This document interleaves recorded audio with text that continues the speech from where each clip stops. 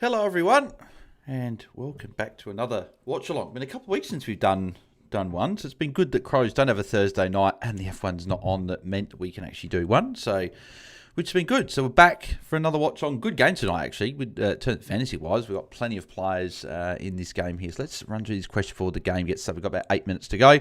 We're going Shees VC chat. I'm going Shees or VC. If anyone's heard anything about any attention for him or LDU, let me know. But at the moment, Shees VC. Callan 5 traded Rowder at Naz and Hall Khan to a non-playing Rook, so I can use Fitzgerald as Whitfield cover, or trade Rowder, Colby, Whitfield to Naz. So Rowder, Naz, Hall Khan to a non-playing Rook. So you can use. So it's what is it? So you're essentially going. It's Naz and Fitzgerald, keeping Whitfield, or going Colby and Naz. Is that if you've got a fully completed team, Caleb? If you've got a fully completed team, like, but then Colby, Fitzgerald, are they far apart? Fitzgerald's got Richmond. Raz got the Crows. Oh, that's a tough one. Really depends. If you're fully completed, Rowder, Colby, Whitfield to Naz. Oh, but then again, you're going Rowder, Colby. I would just do the first one. I think I'd go Rowder, Naz. Can you go a different rookie to a non-playing player? If not, you could still, again, how much cash gen have you got? That probably depends, Caleb, how you're looking. Max says, evening. How you going, Max? Hope you're going well. Schultzy, I've got 6 players tonight. Hopefully a huge score coming up. How many have I got? I've got a fair few. Let me have a look here. So I've got Josh Dacos, Nick Dacos, LDU, Sheasel, DeGoey. So I've got 5 as well. So yeah, it's a big one. Big game tonight. Hopefully some good scores. Just a 3 for me tonight. Says Will. Still tossing up Dawson, Shees, Naz, Gordon, Ashcroft's captain options. One of Dawson, Shees, and Naz VC for me. And I have about 15 minutes to make up my mind. Yeah, I like Dawson. Dawson's probably a good captain option. I'm not sure. Actually, no, he's still good. I quite like Dawson VC into Will Ashcroft if you want to go against the crowd. Because Shees, Naz, Dacos are going to be VC'd by the vast majority of people. So if you want to go a little bit different, I like Dawson into Ashcroft. I like Ashcroft there as well. So I probably like those two. But yeah, it's an interesting one. I don't mind the guys tonight and then Naz tomorrow. Can't go wrong with E, to be honest, says Schultzy. And you have the safety of Gorn. All in all, Naz into Ashcroft for Schultzy. Yep, like that as well. Will says, Zini, Bales, Dawson, Shees, Naz, Baz. Oh yeah, said it before. So VC and C. I do like Dawson VC into Ashcroft, but also I like Shees, Naz as VCs as well. Don't mind Baz as well. Jay Sut's pulling the trigger out at 8K, nothing to lose. Whitfield to Parker, English to Rankin. Only Rooks are Jagger and McAndrew, and they're perfectly fine for the moment. Yeah, exactly right, mate. Yeah, no, I like those trades. V Dynamite, g'day, everyone. And Bales, footy is fun with the watch along. More of this, missed them. Thanks, mate. Yeah, no, it's been good. A couple weeks off, so back into it, and hopefully have one per week moving forward, hopefully.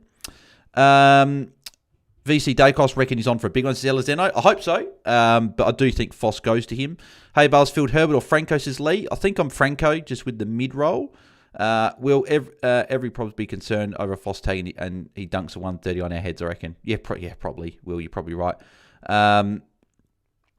Where are we?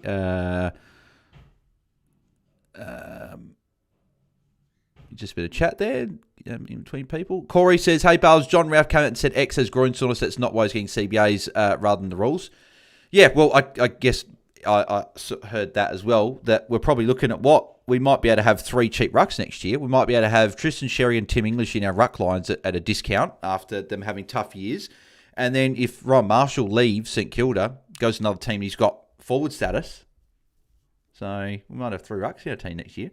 Ben, I'm going Daniels to Holmes, Lombard to Mraz. Yep, like those. Need 2 defenders. Yeah, I like those trades. Tick for me. As long as obviously Mraz is on the bench, but I think he will be because you're going Lombard down. Corey Bage, my spice take is all the top 5 captains options go 150 plus. Spicy, that is very spicy. Not sure, I can't remember last time if there was that many 150s in around, but mate, might be able to see it. That's ultra spicy. Can pay up a little bit more for a rookie, but it's just for 1 week. Also, would you trade Jagger or C-Mac out first? It feels weird saying it's probably McDonald. Jagger's got the better role, but They're probably both not top 6. You probably want to trade both. Cannon 5, I've got 0 rookies on field and I have players on the bench to cash out. Yeah, I'd still trade Whitfield, but if you've got players to cash out, it could make a difference. But I think I'd trade if you got no rooks on field, trade Whitfield, get the points. That's what I'd be doing. Rumman Bells, do you think Ash is secretly relieved he won't have to even consider passing to Whitfield this week? Yeah, probably. Rum, you probably got a point. I only have 3 tonight. She's VC to go in Dacos, says Corey. NJ says, hey, Bells, good to see the Watchalong tonight. Thanks, mate. Good to be back. Perth on a budget says, she's a VC into Washcroft. C for me. Nacos and Jagos also tonight. Looking forward to your Watchalong, Bells. Thanks, mate. Yeah, looking forward to it as well. Why are you going she's over Nacos, says Ben? I think that Nacos gets attention from Foss and Simpkins, so that's why I'm going she's. Tell you what, Zorko's bloody temp says Jay Sutts. Yeah, he is, but I'm not trading into another injured player. I learnt my lesson. VC Naz into Ashcroft captain, says Andrew. Yep, really like that, Andrew. Is it okay to go Marshall and Franco next week? Yep, Tim, it's okay to go that next week. Ben says Zorko Holmes, or Zorko Holmes so annoying. I'd go Holmes out of the 2. Parker or Wilkie, says Lego Man. I'd go Parker.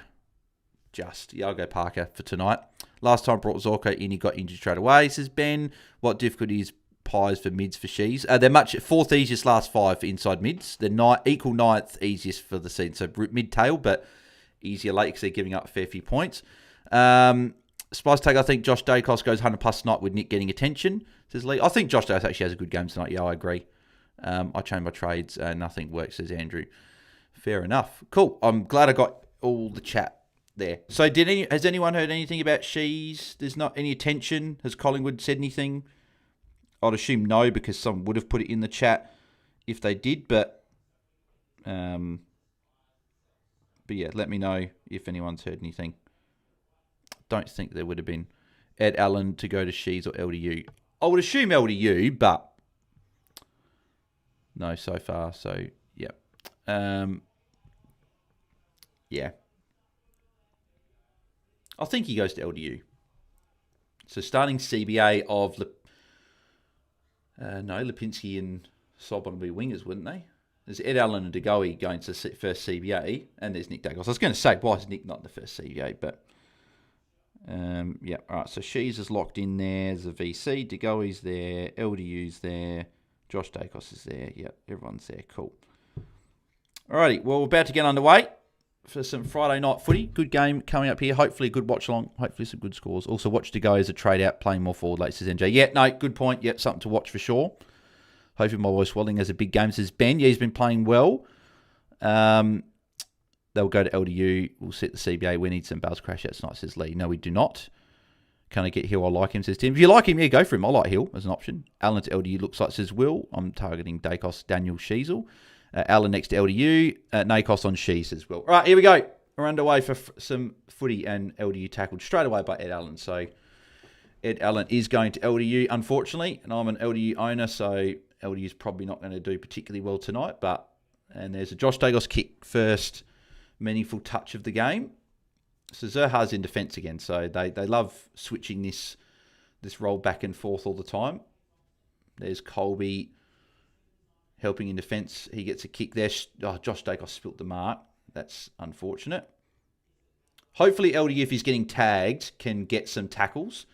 Here's LDU here with a couple of side steps, gets the kick away. Great kick from LDU, and Larky marks it, lining up for goal. That's what I'm aiming for with LDU tonight, is that if he's going to get attention from Ed Allen, he needs to be able to get some tackles. I'll take a 90, to be honest, and just don't drop a 60 like he can at times. Tim says okay to get Hill. Yeah, Tim, I said that before. Yep, it's fine to get Hill. I like Brad Hill. Just plug my mouse in. I forgot to plug that in before.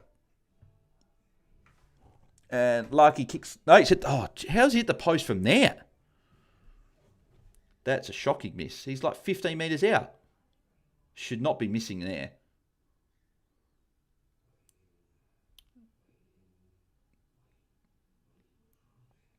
Here's Josh Dacos again. So Josh Dacos has got a few early touches. And Schultz lining up for goal. That's why you cannot miss from 15 out. That was a shocking miss from Larky there. Josh Dacos, Perma Spud, says Spruce Moose. No, Josso's pretty good. He just has games where he just goes missing. Had a couple of early touches, though, which is nice. Thanks for your help earlier going Hill to keep Whitfield. Oh, good, Corey, mate. Thanks for you put the super chat in, so of course we're going to help you. So thanks, mate. Appreciate you tuning in as well. I know you won in the Patreon Cup as well. You're leading that, so congrats on that. You might have a little bit of money going your way if you keep going. And Schultz kicks the first goal of the game. Big watch on Colby here. I think he's finally figured out this role they want him to play and stay involved in the game, says Jay Sutts. Yeah, hopefully.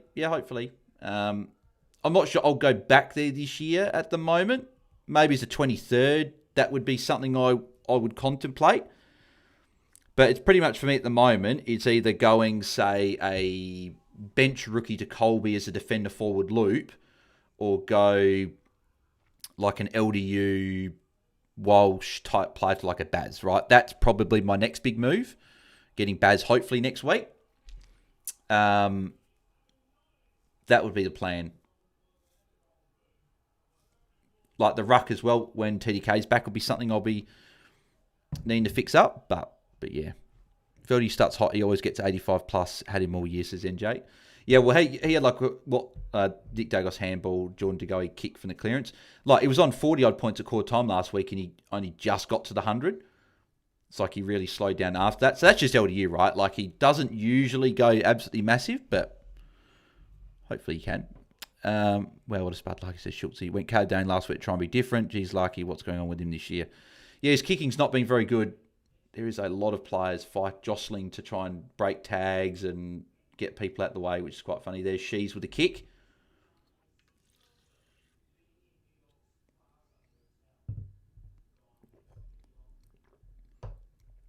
Perryman with a kick. Probably could have gave the handball there to Josh Dacos, but anyway. There's X. That'd be a tackle for Darcy Cameron. My VC line 115 for She, says Will. Yeah, I'm probably thinking of something similar, 115 around there. It's probably risen a little bit more. There's She's again with another kick. Probably risen a little bit more. Just this part time of the year, we got a lot of prems, good matchups. We can probably look for a tiny bit more, but Caleb Daniel with a kick. Out to Larky. Tell Taze, thanks for mentioning me, says Andrew. Oh, good, mate. No, oh, good. I'll let him know. There's Josh Dacos handball.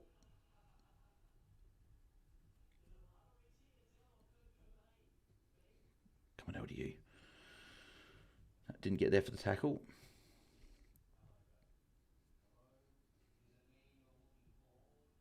Wasn't a bad kick. There's Parker with a handball. Oh, geez, is that going to be high? Geez, that's a bit stiff. Probably the second one, he probably could have got paid higher there. Josh Davis +6. And he kicks it short. Oh, Membry spilled it. Angry Anderson. No, missed it. Josh Davis started well. Up to 14 already. Schultz says mega spud. Lucky's the bump, says Will. You will need Gorn by round 20 if you don't have him. Yeah, I think he's a clear R1. I think he's the one you need. Spargo tackle, ball up. Like he's fallen off cliff this year. Holy, says Max. Yeah, he has. I don't know. Is it captaincy he's struggling with? Was he? I don't think he was captain last year, was he? So maybe it's just the captaincy. There's a tackle for Shees. There's a handball from Daniel. There's another kick from LDU. Cracking kick to Trembath there. Here's Shees again with a kick. Good kick from Shees. Curtis will mark this. Yep, line up for goal. Got some points flying early, which is good. So hopefully it keeps going. If you are tuning in as well, make sure you do smash a like on the video if you haven't already. Subscribe as well if you have not done that either. Trying to get to 5,000 subscribers. We're about 140 away. So if you haven't subscribed, please do so we can hit that goal. That's a big goal. I'd love to hit it by the end of the year. We've obviously got AFLW fantasy content as well coming soon, so we'll be doing that. Meantime, we'll probably record a pod sometime on either Sunday night or early next week, I'd probably say. Curtis kicks a goal. North Melbourne get that goal back that Collingwood kicked. But yeah, we'll probably record our first pod within the next few days or so, like probably Sunday night, Monday, Tuesday. Have it out mid next week. So we've got about a month, so we'll probably do maybe one a week leading up to the season starting, which will be exciting. Jaiden starts as lead. Yeah, no, it's been not too bad. Obviously, Josh Dose started well. She's got a couple of touches. Darcy Cameron's on 9 as well. Daniel 8. And I know LDU's on 6 as well. So, not a bad start. Captaincy's been bad the first year for North players lately, says Corey. Yeah, no, I just thought Lucky would have... I thought he would have risen even more. But I swear if Cameron does well tonight, I'm going to crash out, says Will. He probably will, to be honest. But, yeah. How was Josh Davis on 11? Did he give a free kick away? There's LDU. Got a kick away just. Oh, piss off. He got a kick away. I'm sorry. That's bullshit. If Ed Allen doesn't have him completely wrapped up in the tackle, you cannot pay holding the ball for that when LDU's got the kick away. And we'll just give... Oh, my God. Seriously? Are we really paying free kicks for that now? Ed Allen's got him a little bit. He's still got... That's fine. He's got a kick away. I'm sorry, that's not holding the ball. It was getting to the borderline, but it's not holding the ball. That's bullshit.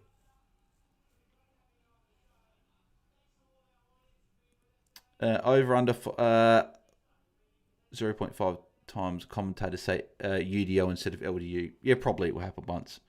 Tom Hawkins loves that mistake. They didn't add that She's tackle. Well, yeah, it should be added at some point because he definitely got tackles that went to a teammate. What's your trade, says Tim? Coming to Franco and Farrow up to Holmes. First crash out of the night, many more to come. Yeah, probably, but I'm sorry, that's not holding the ball. These umpires are just absolute shithouse this year. They really are. I'm so sick of hearing these people at the higher up level of AFL saying that it's as good as it's ever been and whatever. It's just an absolute crock of shit. That's bullshit, Bales. 100%. Umps have multi on Collingwood. Chairman Dard taking away imaginary points like usual. AFL have lost the plot this year with the umps, says Max. I thought you binned LDU, says Rumham. Nah, not yet. Not yet. They get a free kick for touching on the head now, says Tim. Yep, yeah, I know. Oh, fuck off, Ed Allen. Piss off, Ed Allen, you absolute idiot. Shouldn't even be in the bloody midfield for Collingwood. Just need LDU to... this guy is not focusing on anything other than tackling LDU. I can just see LDU's going to put up a stinker tonight. Getting tagged here. I couldn't loop, so there's no point me looping or anything anyway, but...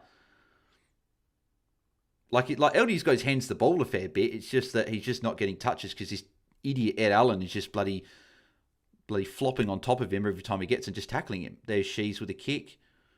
At least Shees is going well. That's, I guess, a positive that...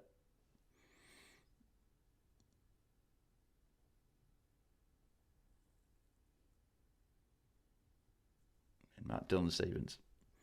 Piss off Allen, says Schultze. Agreed. What line would you take Caleb Daniel and draft VC over Ed Richards? 110, 105, around there. It's getting like kindergarten rules, says Tim. Agreed. NJ, why don't teams tag Sheasel? I guess LU is more damaging in game, they probably say. Poet Night, what up, Bales? Good luck to everyone's teams. Thanks, mate. Hope you're going well. And yes, no, good luck to everyone, obviously, for this week. And Dylan Stevens has missed that. So behind for North Melbourne.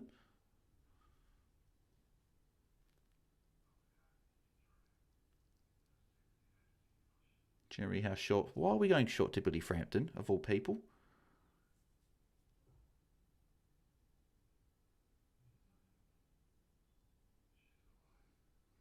There's Nick Dacos. That was well done by Nick. +6 for Nick. He's got Caleb Daniel for company, but he'll be able to do his thing. Good kick inside to Maynard.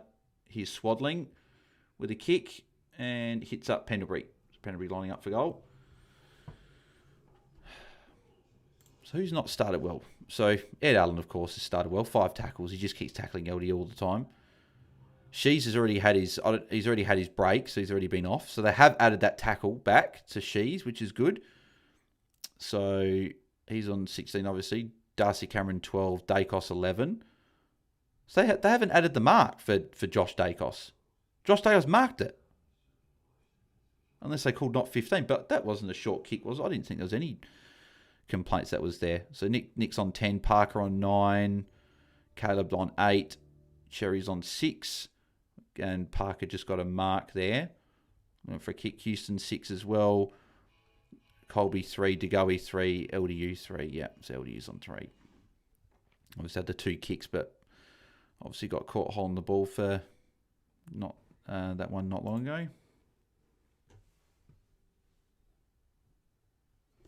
The only way LDU is going to get a good score here is if he can tackle his way to a good score.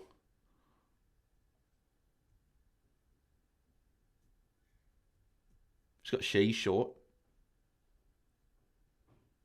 It's gone to Larky instead. All right, Larky line up for goal. Can Larky kick this goal here? LDU, please don't put up a 60 spud, says Lee. Oh, he probably will. It's just he's just getting tagged. I wish he wasn't getting tagged, but unfortunately that's where it's going. See, ideally, if it wasn't for injuries, I would have, and if Banks actually did his thing, I would have actually traded LDU this week, but I just had to hold him with Whitfield being out and getting that Banks position up for next week, and he's missed again, Larky. It was a clear mark by Josh Dagos. Yeah, Corey, so they should add it back because they haven't added the mark yet, which is ridiculous. There's Dan Houston for a +6. No, +5. We've got the handball. There's Angry. Handball to Membry. Membry lining up for goal. Is that going to be a goal? Yeah, goal to Collingwood.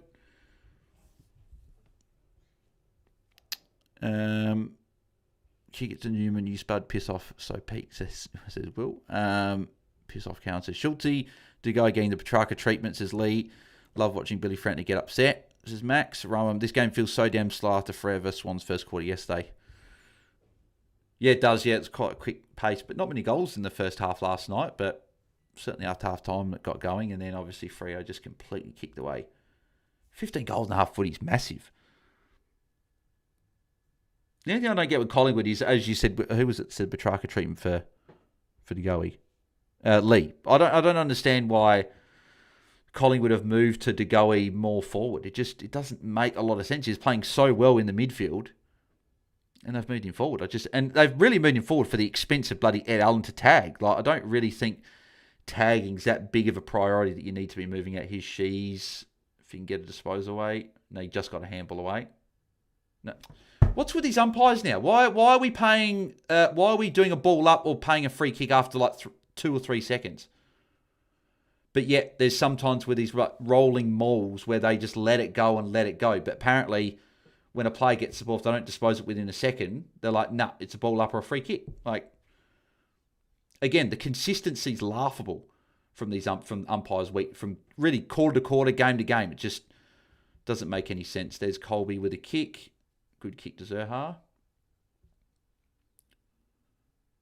Oh, that's not a good kick. That is an awful kick from Zerha. He had Shees in board. And Long's got the free kick holding the ball against Simpkins. So that's why is LDU, sorry, why is Zerha at halfback? He's not a good distributor. I don't think he's that good of a defender. Like, it doesn't make any sense. There's a good mark from Hardiman. Like, Hardiman should have been playing from when he was injury-free and playing in defence, not trying to shoehorn a forward into a defensive role. If he was good at the role, I could understand. And he played well for one game. But by no means is he someone that should have kept this role moving forward. Here's Shees for a +6 or a +5. He gets a handball to Dylan Stevens. We'll take that good spoil from Puncher, who punched the ball away. Foss tagging De Goey, says NJ.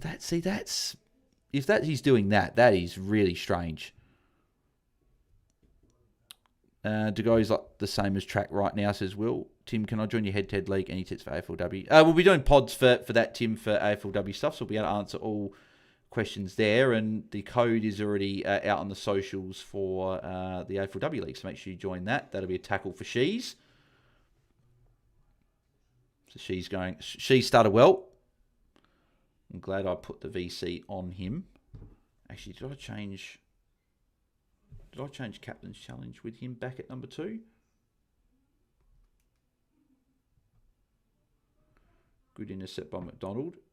Here's Shees again. Oh, my God. Here we go. Shees +5 because he got the handball. Here's Parker for a handball. Gives it to Colby. Colby, handball. No, missed the target. No, to go. Couldn't pick it up. Colby again. Missed handball once again. Oh, Core bloody missed the ball. Now he gets a free kick for too high. She's +6. My God, She's is racking up at the moment. Holy crap. She's will be on your 40 now.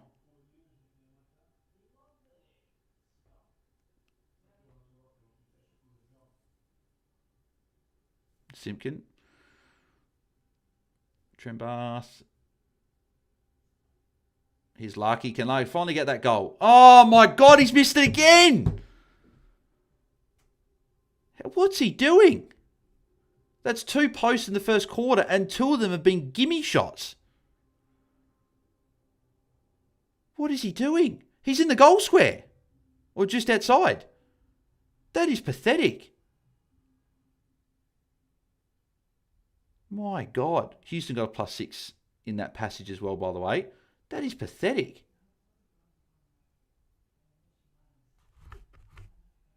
Far out.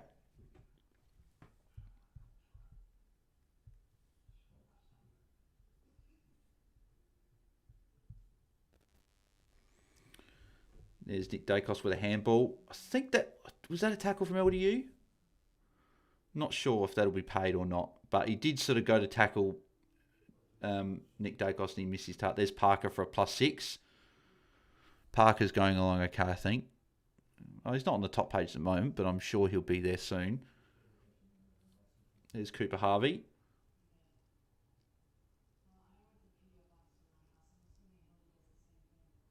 Oh, why did you not go for that ball then? He probably could have gone for that there.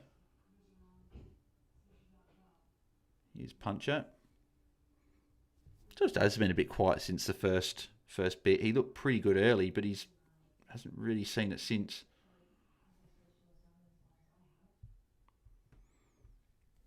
Okay, yeah, so I do have Sheezer. I just had to have an adjusted Will Ashcroft to up a little bit higher.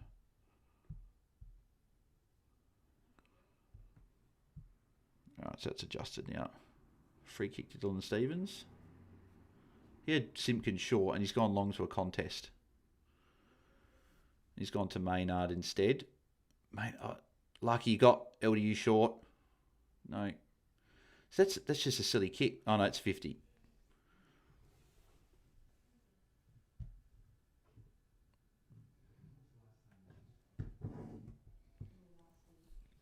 Surely Lee can't miss that, says Will. Oh, you'd hope not. The guy's been awful, says Lee. Would have kicked that easy, says Will. It's generally hard to miss from there. What a terrible night he's having, says Will.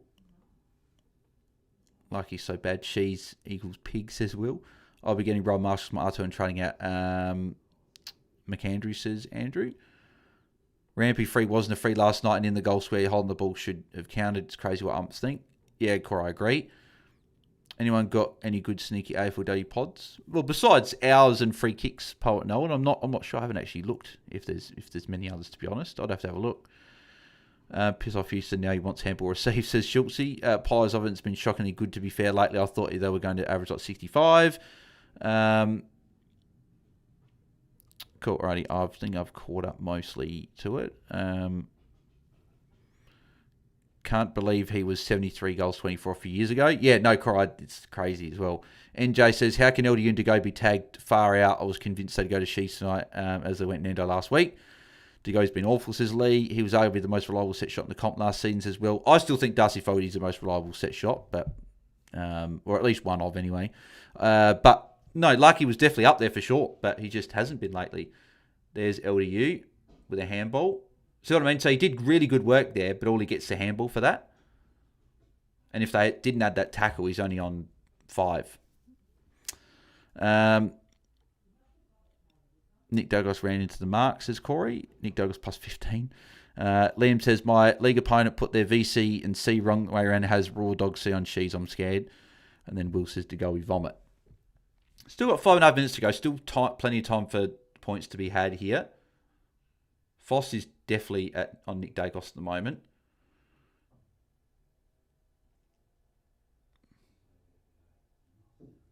That'll be a ball up.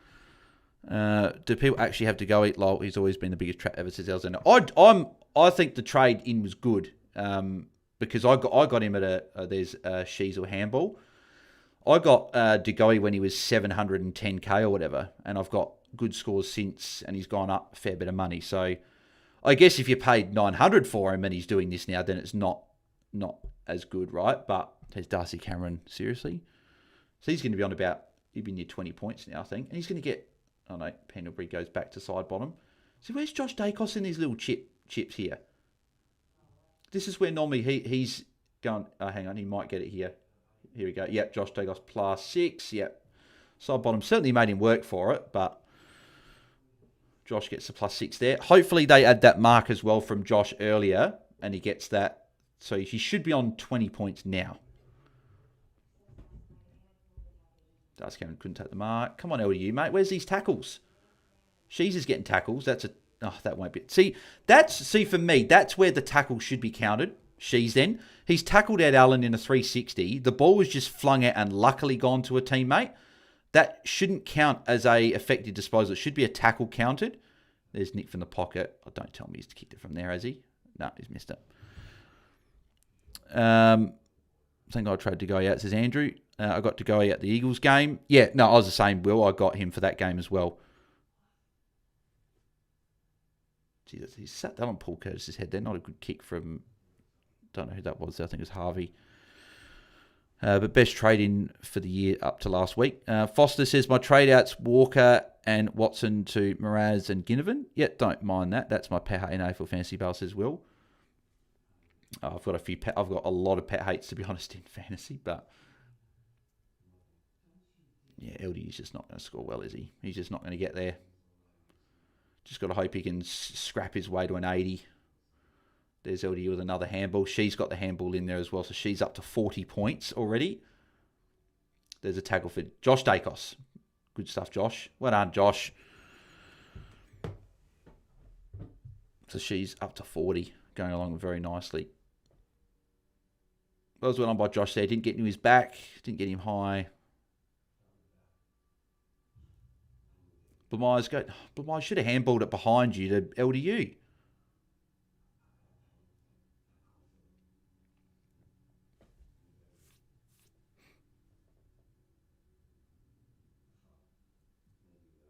Not the best kick from now. That's probably a lasso. If they see this for me is where the lasso rule shit. This is where I don't like this lasso rule because he hasn't meant to kick it out. It's just accidentally come off the boot. Trembath, what a mark! Like he hasn't meant for it to go out, and it's just accidentally hit his foot and gone out, and then he gets pinged for it.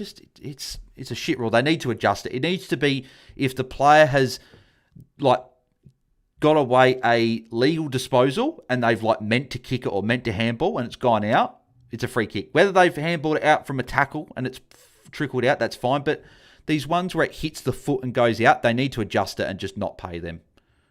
Unless the players deliberately put their leg back to get it out or whatever.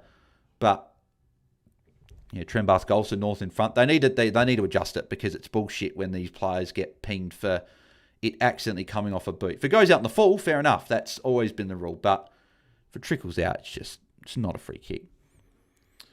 You have to love the Shees M1 2027. Yeah, he's going all right, isn't he? Blamire's outscoring to go in LDU combined. Yeah, fantastic.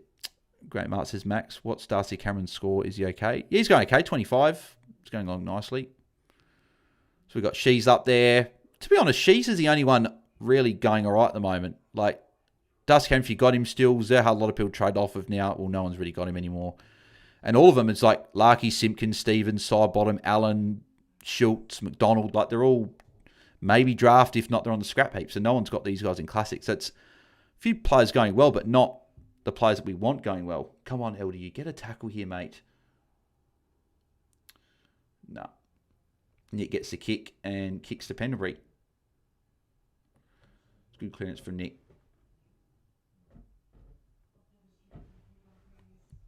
To go, he's selling so hard, says Will. Yeah, it's to go in LDU for me at the moment that are just not doing anything. Not a good start, says Max. Yeah, it's not. I got Shees VC, at least that's something, but having two players that are sputting it up at the moment is not good. And Pennell's kicked the goal. He's such a good midfielder, says Lee. Hey, had to go getting the Petrarca treatment, says Lee. Yeah, I don't understand it. Really don't. NJ going to have to hold Banks another week to go. He has to go. He's lost his form. Shit player never should have got him, says Poet Know It. Only Corey Matt Whitlock outscoring to go eat. Yeah, I know. Raw language to go eat. To be honest, it's not ideal, but most people have got him, so it's not a massive loss.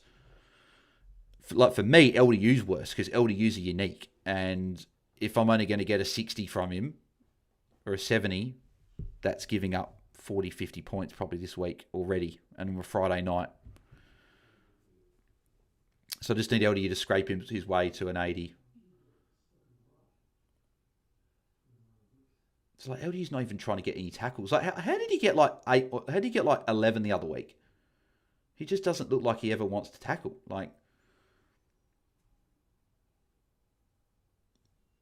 miss from Ned Long. I'd love bloody LDU to get some cheap ball, but he's just not going to get it with bloody this Ed Allen idiot sitting on him.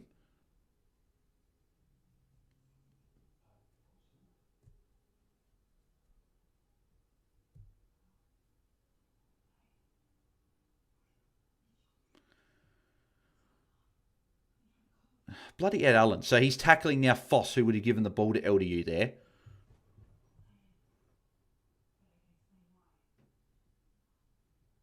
Can someone please... Ed Allen, piss off, mate. Absolute idiot. Josh Dacos with a kick.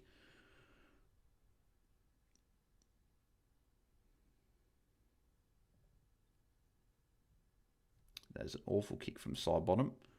Out in the full.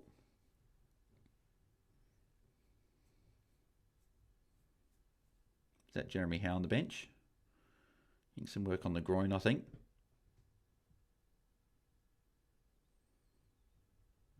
Come on, LDU. Just, like, if you're getting tagged, surely you got to try and tackle.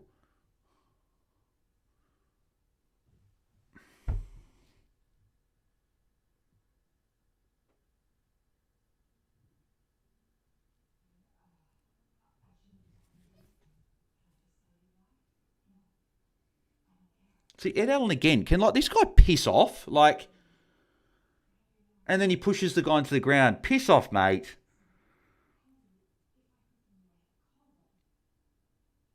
Come on, LDU.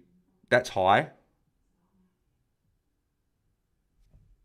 No free kick. Unbelievable.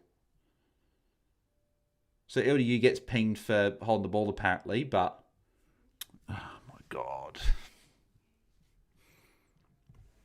All right, it's quarter time. This Ed Allen prick's on bloody 41. Piss off. He's had 7 tackles. So he's on 41. She's going well, though. He's on 40. He's at 9 touches, 3 marks, 2 tackles, so going along really well. Did he have a second bench stint? Because he was at 78% at one point. Then he went up. Now he's back down at 76. He must have gone to the bench a second time. Did he? I reckon he ended off the quarter on the bench, which is a bit... Yeah, 4 minutes. So he had 2 bench stints. It's a bit disappointing. 40 points, 100% taken that. Just could have been a lot more if he didn't have his 2 bench stints. Larky, 38. Could have been a lot more. 1 goal, 3. Simpkins, 35. Solbottom, 32. Ned Long, 30. Stephen, 29. Schultz, 27. Zerha, 26. Then you got Sherry, 24. Pendle's 24 as well. Harvey's 24. Josh Dacos, 24. Darcy Cameron, 24. So a lot of people. So how many? 1, 2, 3, 4, 5, 6, 7, 8 players on the same score. I don't reckon I've ever seen that many people on the same score before. Trembath and Parker and Houston all on 23. Dacos, Nick, that is on 21. What have we got else? We got here. Blamire's on 15. Swaddling's on 11. Colby's on 10. Carter Daniels on 8. LDU's on 7.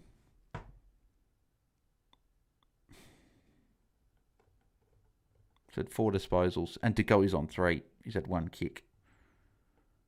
Jeez. Degoe and LDU, They're on 10 points combined.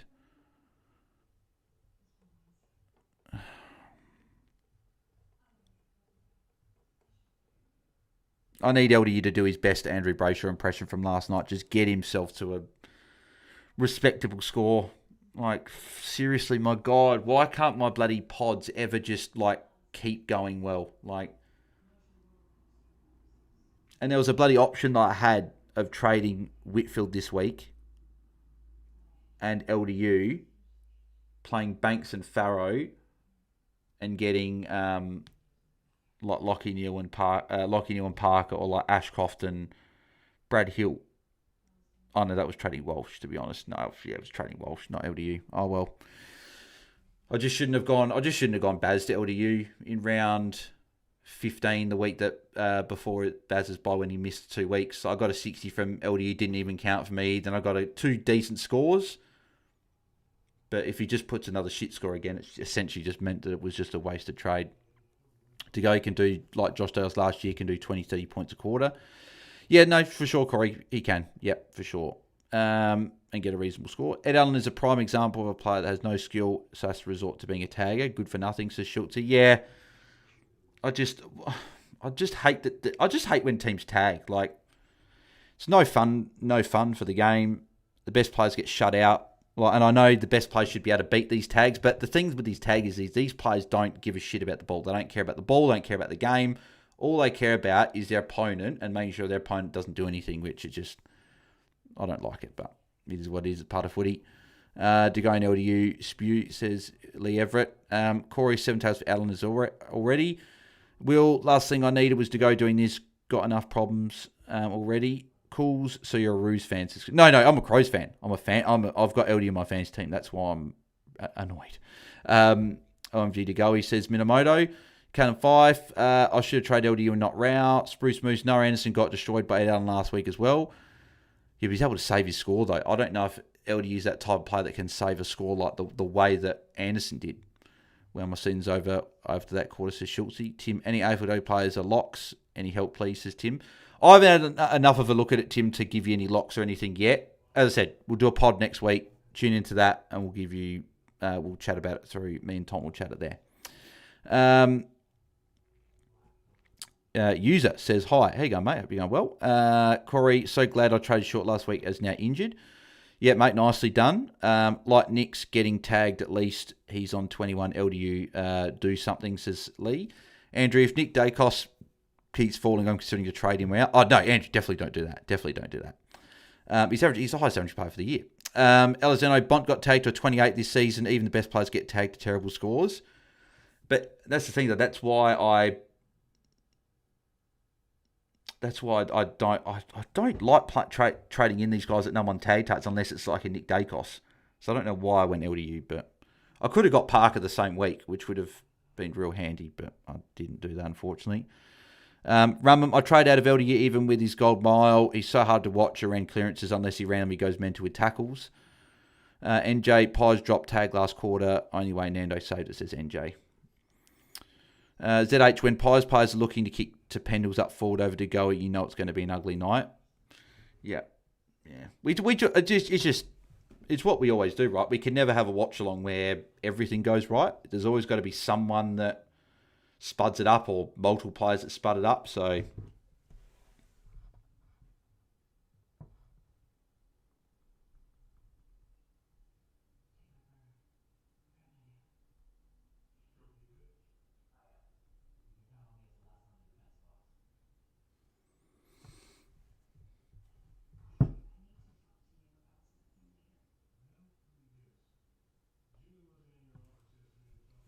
alrighty. LDU, mate, just need you to do something, please. Did they add that Josh Dacos mark? Says Lee.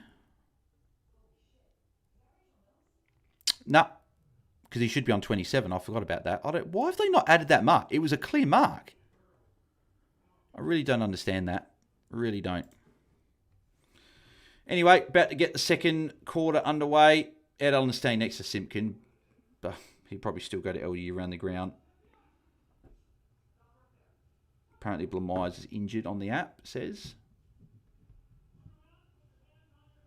Give it LDU. Yep, thank you, Simpkin. LDU with a kick. I just need LDU. Just get yourself to an 80. If you get an 80, it's not a disaster. There's She started forward in this quarter, got the kick away, but out of bounds on the full. Take the points, though. When Pies... so 4... Andrew, who's tagging Nick Dacos and someone get to tag Ed Allen?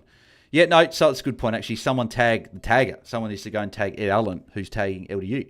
Finn O'Sullivan seems like the guy that's going with Nick at times, but he's also looked like he's been on DeGoey at times as well, so I'm not exactly sure as of yet. Here's DeGoey finally. Is he going to get some points? No, it's going to get pinged holding the ball. For fuck's sake. My God, DeGoey. Really? So now he's on 0. What is he doing? Why on earth would you try and take on multiple players? Like, seriously.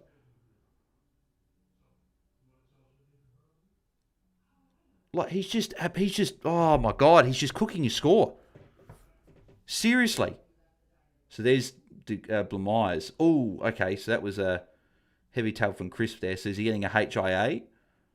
Because his head hit the ground pretty hard there. To be fair, actually, his eyes look like they rolled back for like a split second. That's just a bit of a watch. Watch there. DeGoey got a handball, so he's back. And he scored more than 0. There's LDU getting a handball. Again, he did well there to get out of 3 people, but if you're only going to get 2 points for that all the time, you're not going to have that good of a score. And that's it. DeGoey's done. Says Minamoto. It's like he's trying to make us mad. Idiot. WTF are you doing? Just kick it, give the handball. Yeah, tag the tagger, then get someone to tag the guy tagging the tagger. Yep, exactly. I'm going for Collingwood, says Andrew. Yeah, I think I tipped Collingwood, But I don't mind if North win, to be honest. I'm not that invested in tips. I'm not got no cash online. So Darling gets the goal. Scores level again. Yeah, so obviously, and also they didn't add that LDU tackle from the first quarter. So I didn't think it was a tackle, but I was hopeful. See, I always struggle with what these tackles are. Like sometimes a player could grab an arm, they kick it, and it turns over, and they get a tackle for it. But then a player will do a 360. They'll spring out a handball. It'll just bounce luckily to a teammate, and then they don't get it paid. I don't understand. Like, I can understand if the player breaks a tackle and gets the handball away, but if the guy gets taken to ground, it should be still count as a tackle. A tackle should be if the player gets taken to ground in a 360 or in a 360 motion, or they don't get an effective disposed away. It should be one of those 3 things. And you just take out all of the grey area around it, and you go and you know a lot more what's a tackle and what's not. Intercept mark from Luke Parker. There's Simpkin for a +6 as well. There's Tristan Sherry. He'll get a +6 here as well. Who's that? That's Foss. Foss has got Banch there, and Banch will line up for goal.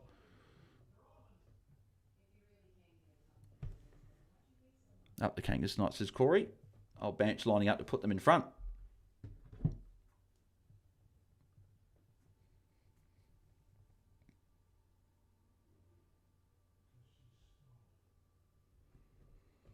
So She's is forward at the moment, which I don't really know why they've put him forward. He was actually going really well in the midfield. He was on 40. And he was having an impact on the game. There's Banch and kicks the goal. North are in front by a goal.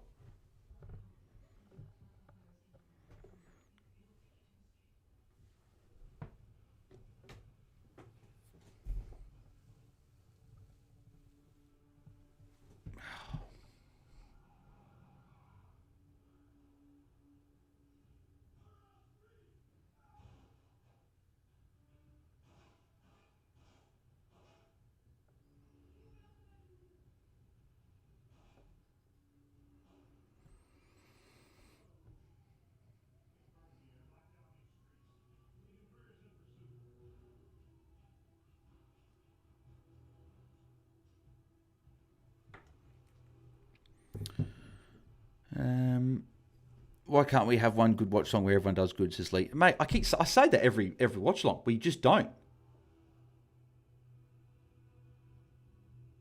I thought they were going to play holding the ball again against LDU when he essentially got the ball straight away. But LDU's got his hands on it, I reckon, at least 10. He could have had 10 touches already, but he just keeps getting tackled as soon as he gets it. He just hasn't been able to break any of these tackles. So Schultz, can we stop having all these... Oh, okay, he's handballed it off, so McStay line out for goal. Well, not line out for goal, just kick the goal. I'm sick of every game lately. There's like so much time being wasted by set shots. Not a waste. 30 seconds here, 30 seconds there with so many set shots. Like, it's annoying. So at least they played that on quickly. But so like LDU just hasn't been able to... He's just not getting any tackles either. Like, if you're getting tagged, tackle your way to a good score. Like, he's got no tackles yet. Foss going on DeGoey over Nick Dagos and North Dum, says Figsy. Yeah, I don't understand. Harry Sheasel mid forward at the moment. Nick Watson back to play, says Andrew. That was a bad tackle. I think it was Dylan Stevens. Pathetic tackle on Crisp there. So it looks like Ed Allen's not on LDU at the CBAs, but then around the ground he is. So LDU just got the handball away to Cherry. Every single possession that LDU's getting is just contested, and it's just he's struggling to get rid of it. That won't be a tackle for Josh Dacos, and he held on to it for like a good 4 or 5 seconds. And Darling, because he got the handball away, gets the disposal when Josh Dacos doesn't get the tackle. Like, this tackling is just shit. And Josh Dacos won't get the tackle there either because he didn't actually take possession of the ball, of course. Oh my God. Of course, Cameron's on 34 as well, by the way. That's just absolutely typical.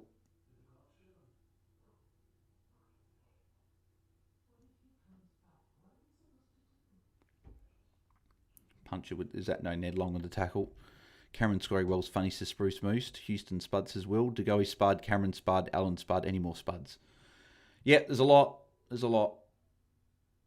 I honestly thought this was going to be a good fantasy game, to be honest. I thought with North and Collingwood, 2 high-scoring teams, I thought, we'll probably get a good game here for fantasy, but it doesn't really look like it. We've got a few players going all right, but she's handball. Colby, really?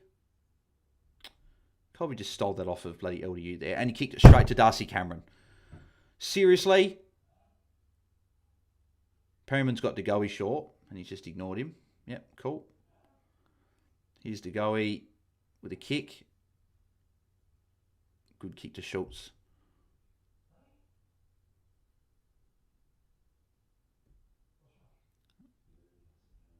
There's Pendles kicking inside fit. That's a great kick to Lipinski. Another set shot, though. Cameron, you spud, piss off as well. He's on 42. See, Paul Curtis, you are an absolute grub. You are an absolute grub. So let's spear tackle Perryman after he's got rid of it, and then we'll essentially punch his head into the ground. And people say that they feel sorry for him when he gets suspended. I don't. I'm sorry. He's a grub. If he gets a week extra for some of the things he might not have got as many weeks for, stuff him. It's what you get for being a grub. He's one of these guys that needs to be started to be talked in the conversation as your Toby Greens and your Zach Butters. They just do all these little things every game, and they're lucky that they don't get suspended more weeks for it. Every week Curtis does something like that. He either punches someone on the ground, or elbows them, or sling tackles them, or whatever. So when there's a 50-50 call when he could be suspended or not, and he gets suspended for it, I don't feel sorry for him. Because you do things you should get suspended for, so it comes around. So this game has now entered hard watch status, says Lee. Yep. No, we're not even getting Shees dominating like he did early in the game. He's only had about 5 points in the last 15 minutes of game time after starting like a house on fire. So there you go. Ed Allen back on LDU at the stoppage. Fantastic. And Sherry handballs it away. Here's Darcy Cameron. Oh, bloody handball. This Darcy Cameron needs to piss off. Seriously. You shit all year. You can't handle the rule changes, and yet now you're going to start racking up. Here's DeGoey with a kick. But it's just like a DeGoey kick here, a LDU kick there, and I'm so glad they didn't pay that mark. There's Shees with a kick. Good kick to Darling. Trent Bart's in a good spot here. Sheeson did well there, actually. Here's the grub himself. And the grub kicks a goal. Schultz looks to be struggling with an ankle injury. That's probably even more reason to put bloody DeGoey forward now. GGC next year, lol, says Max. Oh, mate, I said see next year a long time ago, to be honest. This game is always going to be a hard watch. North games are typically very anti-fantasy this season. Only Sheasel does well in them. Minamoto would love to see Curtis versus Papley. So, but see, I find Papley funny, though. Like, I won't next week because he's got the Crows. But I find Papley funny, whereas I don't find Curtis funny in the slightest. So, but I know that Papley's that guy that people don't really particularly like if they don't go for Sydney, right? But yes, I'd like to see a one-on-one with those two. Nick, 0 point quarter, says Lee. Traded out Cameron this week. Says Poet Know It. There's Nick with a kick. So Nick's changed that 0 point quarter. He's just got a disposal there.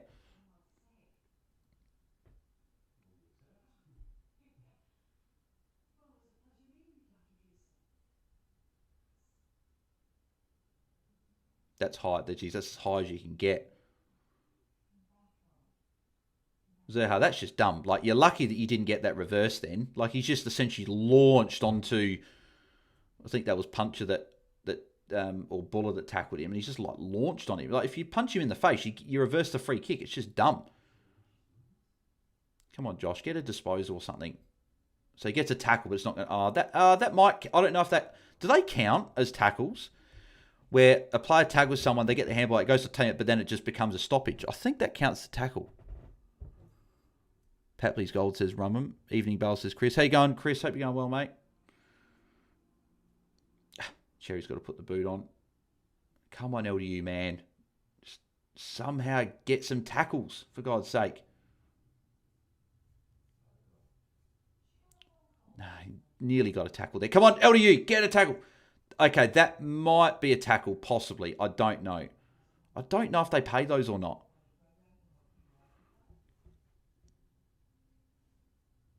Schultz down to the rooms. Oh, man, Dego's been a good pickup these last 2 weeks, says Rob Sev. I can certainly hear the sarcasm there for sure. Karen Mart, that X didn't spoil it. Would have gone off my brain, says Will. Yeah, I know the one you're talking about as well. Yeah, I would have as well.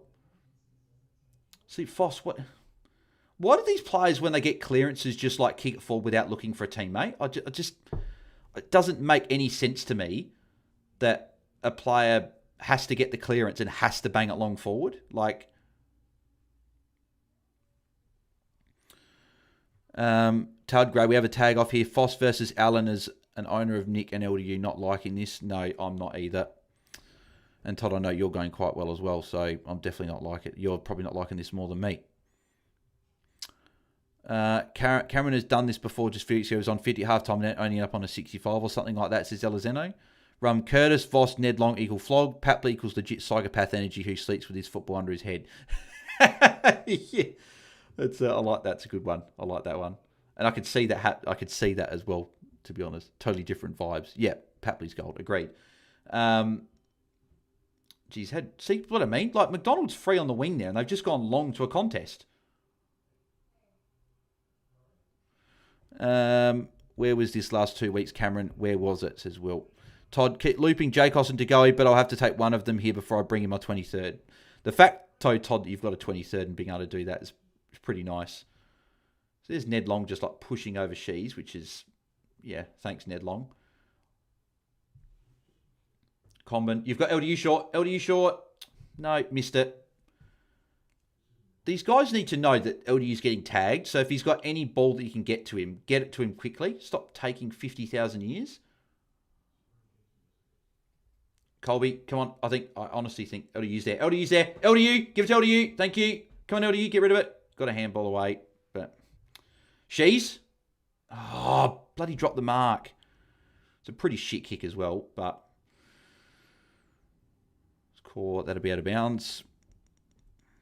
I thought Track and Degoe had proved to be safe forwards, so who knows, says Rob Siver. Todd, cheers for the shout-out, Bales. Good memory. Start of the week, 8:15.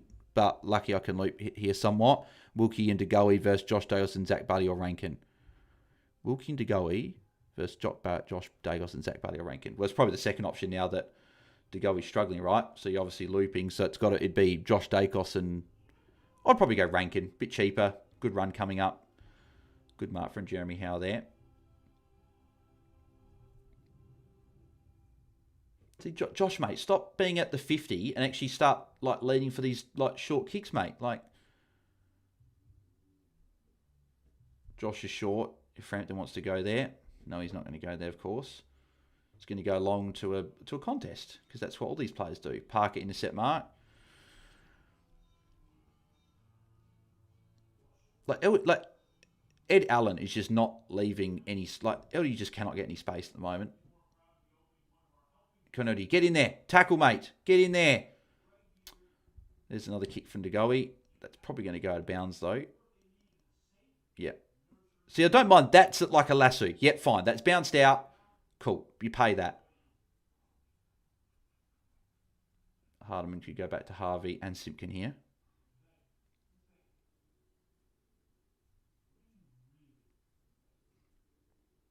Oh, Trent nearly took that then. That'll be a tackle for Josh Dacos. I'm going to the game tomorrow as well, so I'm leaning Rankin as well. Yep. No, I like it. Does Josh Dacos hard run start this week? Yeah, like North Melbourne aren't a great matchup for halfbacks. I just had a feeling I thought he'd have a good game tonight. So we'll see if he gets to a good score. That might be a DeGoey tackle, possibly.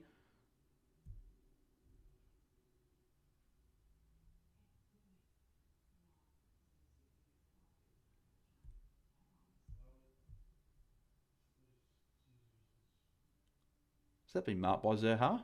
Yep. So he's lining up for goal now. But why is it injured, isn't he? Says Paul. No. Yeah, went off with a head knock. I don't know if they've done the full HI and they've ruled him out or anything, but I know that he did go off. It still says injured, so I don't know if they've ruled him out just yet, but... So looking at the quarter 2 stats, we've got Maynard's on 34 from only 4 touches. Cherry 27. Cameron 24, of course. And across the face from Zerha. It's not even going to score, I don't think. I think that stayed in. DeGoey's on 12. He's had 6 touches. Josh Dale's on 12 with 3 tackles. Parker's on 12. She's on 11. LDU's on 9. So they didn't pay that tackle from LDU again. So that's 2 tackles that they could have paid for LDU and they haven't paid either. So he's on 9. So that means what? He's on 16 at the moment. And we've got half a quarter to go and he hasn't come off for his break for this quarter yet. Oh, there you go. Tom Blameyer's officially been ruled out of the rest of the game with concussion. Yeah, I thought that there's to go with a... Oh, for God's sake, umpires, get the game moving. Who gives a shit if he's... There's to go. Got his +6 in the end. But seriously, had to try like 5 times to get bloody to go with the ball there. So at least to go is starting to lift and looking much better. Now I just need bloody LDU to start lifting and I'll be fine. There's Nick Dacos with a kick. That's a lovely kick to Swaddling.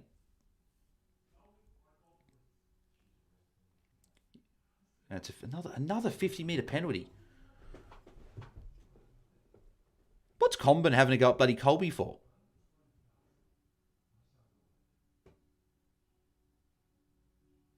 Comben has turned around and has just given Colby an absolute spray.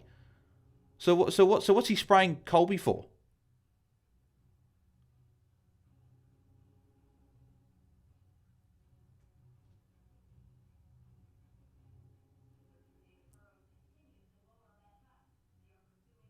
Oh, piss off, Comben. So he's starting to get a bit of get idiot status as well, to be honest. He's been caught a number of times, bloody losing his head. What's he having to go at Colby for? Comben was the one that was right next to bloody Swaddling when he took the mark. So, mate, how about you look at yourself and stop bloody having to go at your teammates? What an absolute twat. Absolute idiot. What a hard watch call this has been, says Lee. It's only been better because DeGoey's been doing better, but it's not been great. Blameyer's out. DeGoey just got +15 there, says Will. Go on, DeGoey. LMHO wants Cheese to go huge, as apparently Colby ran through the mark. That's what he's saying. No, he ran round. He didn't run through the mark. So Colby has run around. Coleman's having to go at him because Colby was the one that wasn't standing. But Colby was the one already running with his back to the thing. Coleman was the one that would turn around. And he's having to go at Colby. Piss off, you spud. Don't have a go at Colby. Yeah, and Colby's looking at him going like, what are you talking about? Coleman, mate, how about you take some accountability instead of blaming your teammates? You're the one that should have done it. But anyway, who really cares? But, mate, anyone having a go at Colby, don't bother doing that, mate. We love Colby. Yeah, looks like Schultz is done for the game. Ankle. He's got ice on it.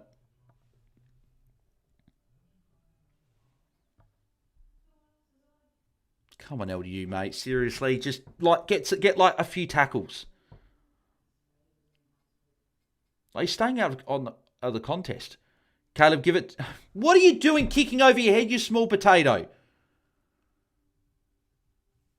That was never a good idea. A 4'2" player kicking over their head when you've got someone like LDU right there for a handball. You absolute idiot.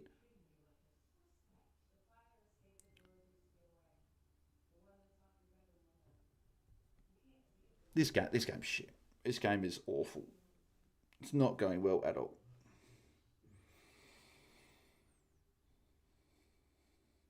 There's LDU with a kick. Went to Perryman, but we'll take the points.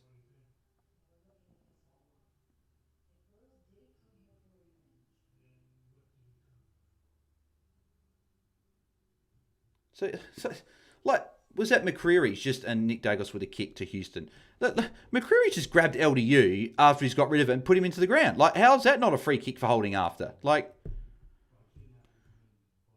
and LDU coming off for his break, of course. So McCreary, so he's got rid of it, and then McCreary's bloody put him into the ground. How is that not a free kick? So you're paying LDU for holding the ball when it wasn't holding the ball, and then you don't give him a free kick when it should have been holding. Like, seriously. Houston, that is a shocking kick. Not even nowhere near the goals. And see, the other thing as well, Sheets has gone fairly quiet. Like, I know he's on 53, so he's still got 70, so you could still easily be on 70 at half time, but he's gone quiet from what he was doing earlier. I know he was never going to stun that pace for the whole game, but still. It has not been the best fantasy game, put it that way.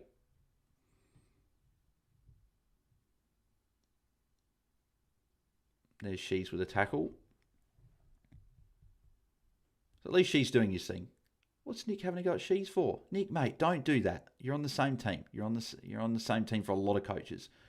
There's DeGoey with a kick. At least DeGoey started lifting. DeGoey certainly had a much better quarter. I don't know if they've moved the tag from DeGoey to Nick like they should have started with. I don't know if he's just playing, because he seems to be playing a lot more around the ball than he did in the first quarter. There's Josh Dacos with a kick. Umps love Collingwood, says Peter Dell. Oh, mate, I think we've known that for a long time, to be honest. Yeah, that they love Collingwood. And they love, well, I've always said they love the Victorian teams as a South Australian. I've got to say that, right? But Umps the shit, says Andrew. Mate, not going to get any argument for me. Love the passion bales, no poker face on you. This has not been an enjoyable fantasy game. No, it has definitely not. There's Josh tackled straight away by Darling. The Fairy Princess, Nick Dacos, umpire's favourite, says Peter Dell.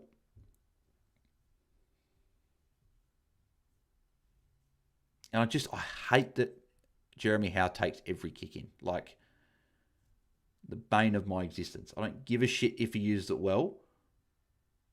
Why is Houston and Josh Dacos not the two taking kick-ins? I just... doesn't make sense. It does make sense, but at the same time, it also doesn't. There's DeGoey for a +6. DeGoey's now starting to really get going. I'd imagine it's 30+ point quarter for sure. And there's Nick Dacos with a short kick, so +6. Go back to DeGoey. Yeah, DeGoey here, so 9-point play for DeGoey. Goes back to Houston. So DeGoey he'd be on 40 now, would he? He'd have to be pretty close. And Bull has dropped that one. He has to be close, surely. When it updates. But no, much better from De Goey. I'm sure there was some rocket sent a few minutes ago, and he's responded. 31-point quarter for De Goey, says Corey. It feels like it's been more than that, though. Like, I thought he would have had more than 31 the quarter, which means he's only on 34, which means as good as he's been this quarter, he's still not tracking. He's still got 5 minutes. Going to the game tomorrow, Bale, says Todd. Yep, yeah, I'll be there. Which will be good. Looking forward to hopefully the Crows win. I want to see a better performance. They didn't play particularly great against West Coast, even though they got the win. First quarter was good, but outside that, not great. And then obviously lost a showdown. So it's been a couple of weeks since they've played well. So hopefully they could go well against Gold Coast at home. It's the same as Himmelberg and Ash, and Witt should take more. 31-point quarter for De Goey, says Will. Uncle Festa Sidebottom umps love also. Yeah, hopefully Crows do well, says Peter Dell. Yeah, I hope so. Hope they go well. Here's Shees with a handball. So Shees up to 62 or 60. I don't know if they've added. I think it's 62 because he got a kick just before, which it means he would have been on 60. So Shees still doing his thing. Still got 5 minutes or just under 5 minutes to go. I really need LDU to come back on soon. I'm hoping that there's a goal kicked now. Shees is short. Shees is there. Oh. Don't let Darcy Cameron mark it. Good, I don't think he got the kick away either. He's on 50. Like, this is just absolute bullshit.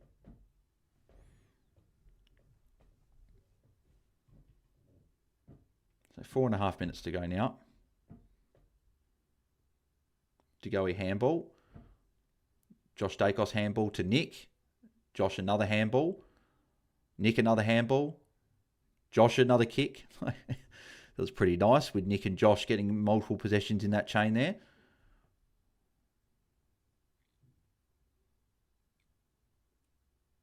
That might be a tackle from Nick. It's caused a loose ball.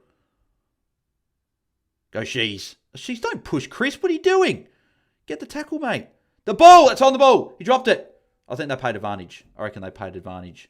Lucky, what are you doing? Oh, my God. What is with his decision-making? His decision-making is atrocious. I think they paid advantage for Shees with that tackle. McCurch is a poor footballer without easy ball and defence. He's useless in tightly contested games, says ZH. But he's not a contested player, though, ZH. Not every player needs to be contested to be good. He's a more outside player, which is why he should be playing at half back. And why he's not an inside mid. There's Sheezer with a kick. Straight to Frampton. Now we're down to 3.5 minutes, which means that there's De Goey for a +6. Holy hat. 40-point quarter for De Goey. Josh Davis is short here. Oh, Puncher, why are you giving the handball to him? Kick it to him. Josh Davis with a kick there. We are seeing some points at least rack up these last couple of minutes. Josh Dacos, another kick. Short to De Goey. Oh, my God. This is a monster quarter from De Goey. He's going to be on... He'd be on 50, wouldn't he? Or very near 50 anyway. It's just annoying because this is just all in transition. So there's no interchanges being made at all. That's a shocking kick from Larky. Just a little... For him to give it to Josh Dacos. Here's Josh again. So we're seeing Josh, Nick, De Goey... And She's actually rack up some good points here in this last 5 minutes. It's a free kick against Comben. I don't reckon LDU is going to come back on, you know. He's been on the bench for ages. There's just been no goals kicked since he's been on the bench, which is why I hate when players go off at this time of the quarter. 7-minute bench stint for LDU. Like, seriously. Like, why are we not just bringing off the nearest player to come off for a rest? So everything is actually going okay now, except for LDU. It's just ruining everything. He's not on. I can't see him anywhere. I just need someone kick a goal for God's sake, or get it to the wing so we can make interchanges, please. Here's Colby. Gives a don't argue to friend. Now we're going to go out to the other side. So we still... Okay, bench. Play on, please. Play on. Yep. Come on, kick the goal, son. Please go through. And he's missed it. 44-point quarter for De Goat, says Will. Yep, no, he's done much better. Oh my God. No, make that a 50-point quarter. Make that a quarter pounder for De Goey. He's going to get it back here, you know. De Goey's going to get. De Goey might get the +6 here. Swaddling, go on board. Swaddling your board to De Goey. No, that's Lipinski instead. Lipinski gave the handball to De Goey. De Goey is absolutely going absolutely mad. Insane from De Goey. Parker with a kick there. Yeah, LDU's not going to come back on. He's going to be stuck on the bench now at halftime still. He's going to have... This is ridiculous. Yeah, I don't reckon they make... Here's Josh Dacos again with a handball. So Ed Allen's back on. So LDU didn't come back on with him. Of course he didn't. What an absolute disaster. There's Nick Dacos with a kick. Nick Dacos going to get it back here. It's like it's a points fest at the moment, but it's points fest with everyone but LDU. And Membry will line up, and this will be the last of the quarter. Likey having a mare. Likey not to level, says Peter Adele. No, Peter Adele, sorry. Sheezer must be coming off for LDU. He has 100% togged this quarter. De Goat says Lee. De Goat says Will. Todd, mid was the only place I had no option to loot, so LDU isn't getting painful. Is getting painful. I feel your pain, Bales, and anyone else with LDU. Taking the Mickey this quarter, says Will. AFLW, Laura Garner's my captain. Marinoff is my VC. Oh, still a few weeks out from VC and C's for AFLW, Andrew, but I like your enthusiasm. It's not that Collingwood are good, it's North of shit, says Peter Dell. And Cherry took the intercept mark on the siren, and that is half time. De Goat says, Will, Todd, I won't lie, I didn't have a plan if I don't loot. I didn't have a plan if I don't loot. Josh Dagos or De Goat can get both of them on if I go banks to a red dot. Yeah, you can certainly do that. Yep, for sure. All right, let's go through these scores. We've got some solid scores here at halftime. So we got Harry Shees on 69, obviously going really well. Trish Cherry's on 67. He's actually going really well this week. It just hasn't been as many CBAs, to be honest. Josh Dagos on 60. He's going along very nicely as well.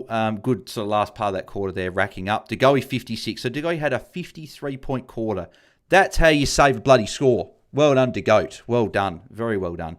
Ed Allen piss off 56. Simpkin 55. Darcy Cameron 54. He can piss off as well. Houston on 50. Nick Douglas on 48. I'd say it's okay, but not what we want from Nick. We want a bit more. Parker 44. Zaha 43. Swaddling 43. That's good for him. Howe and Harvey on 4. And I don't know why I'm saying Howe, but Harvey's on 40 for those that've got him.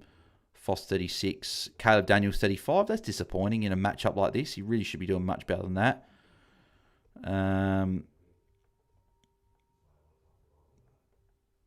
LDU's on 19. Oh my God. Oh!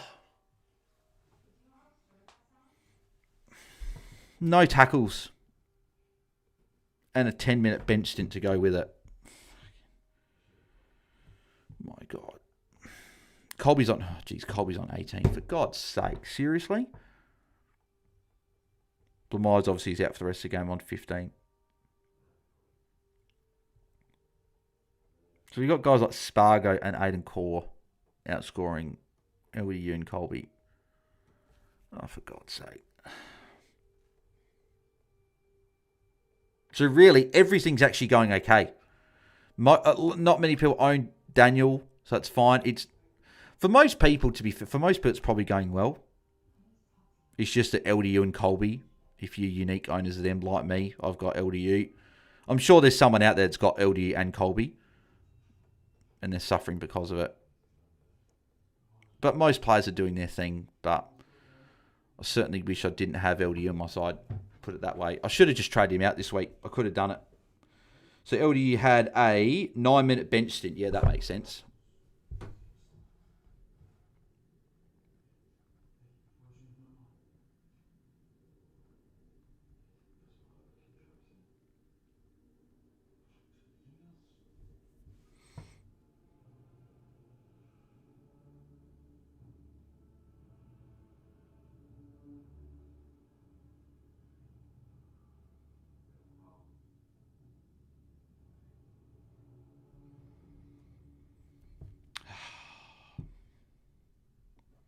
So annoying.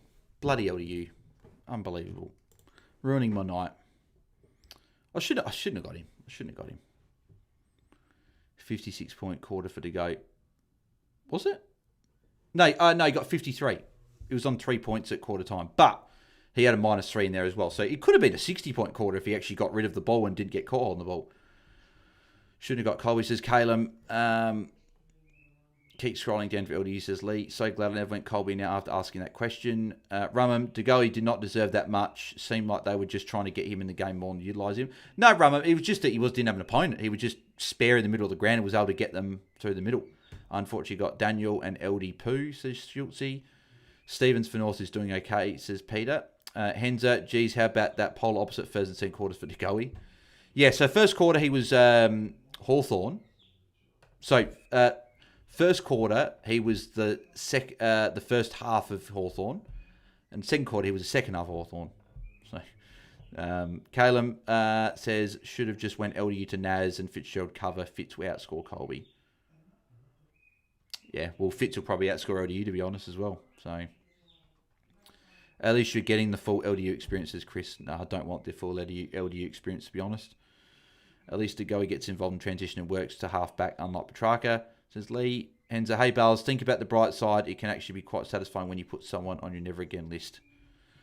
Not when I'm trying to bloody compete for leagues and need to win these games, and LDUs are unique in essentially all matchups. It's certainly not ideal.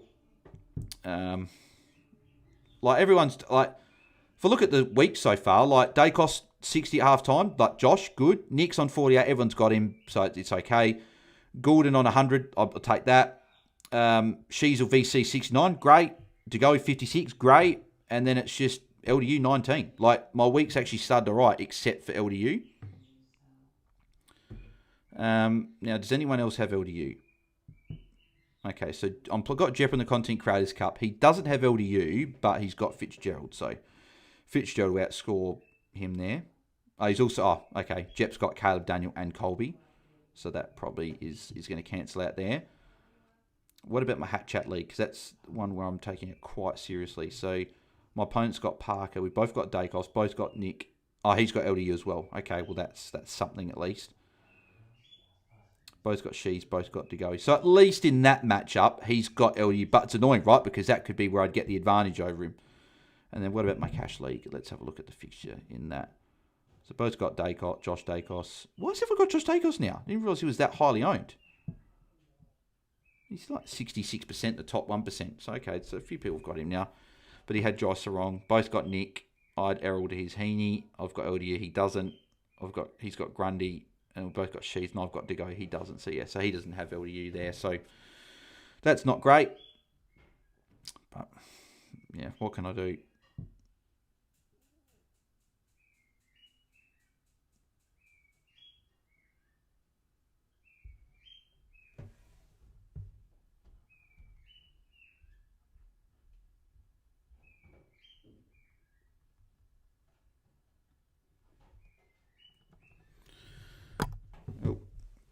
Why is that unplugged? What are we up to here? Todd says, can we try and find a silver lining as LDU coaches? He should be super fresh for second half. Even if he's super fresh, even if he has a 50-point half and has a good half, it's a 69. It's a shit score. Right.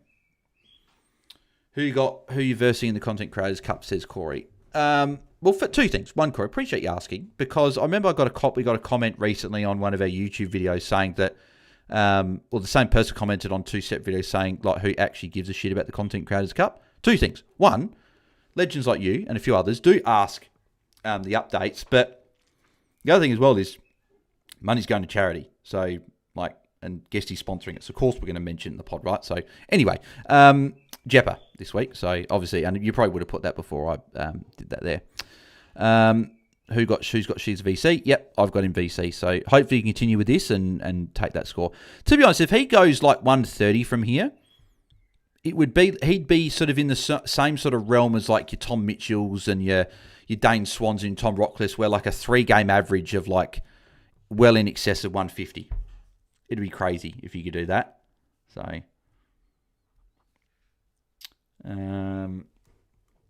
I kept X-Bales looking big and got She's VC, says El Song. Nicely done, mate. Nicely done. Jet with an elite tweet today. Kahanage. Yeah, yes, I know. I did like that. Yep, I did like that one.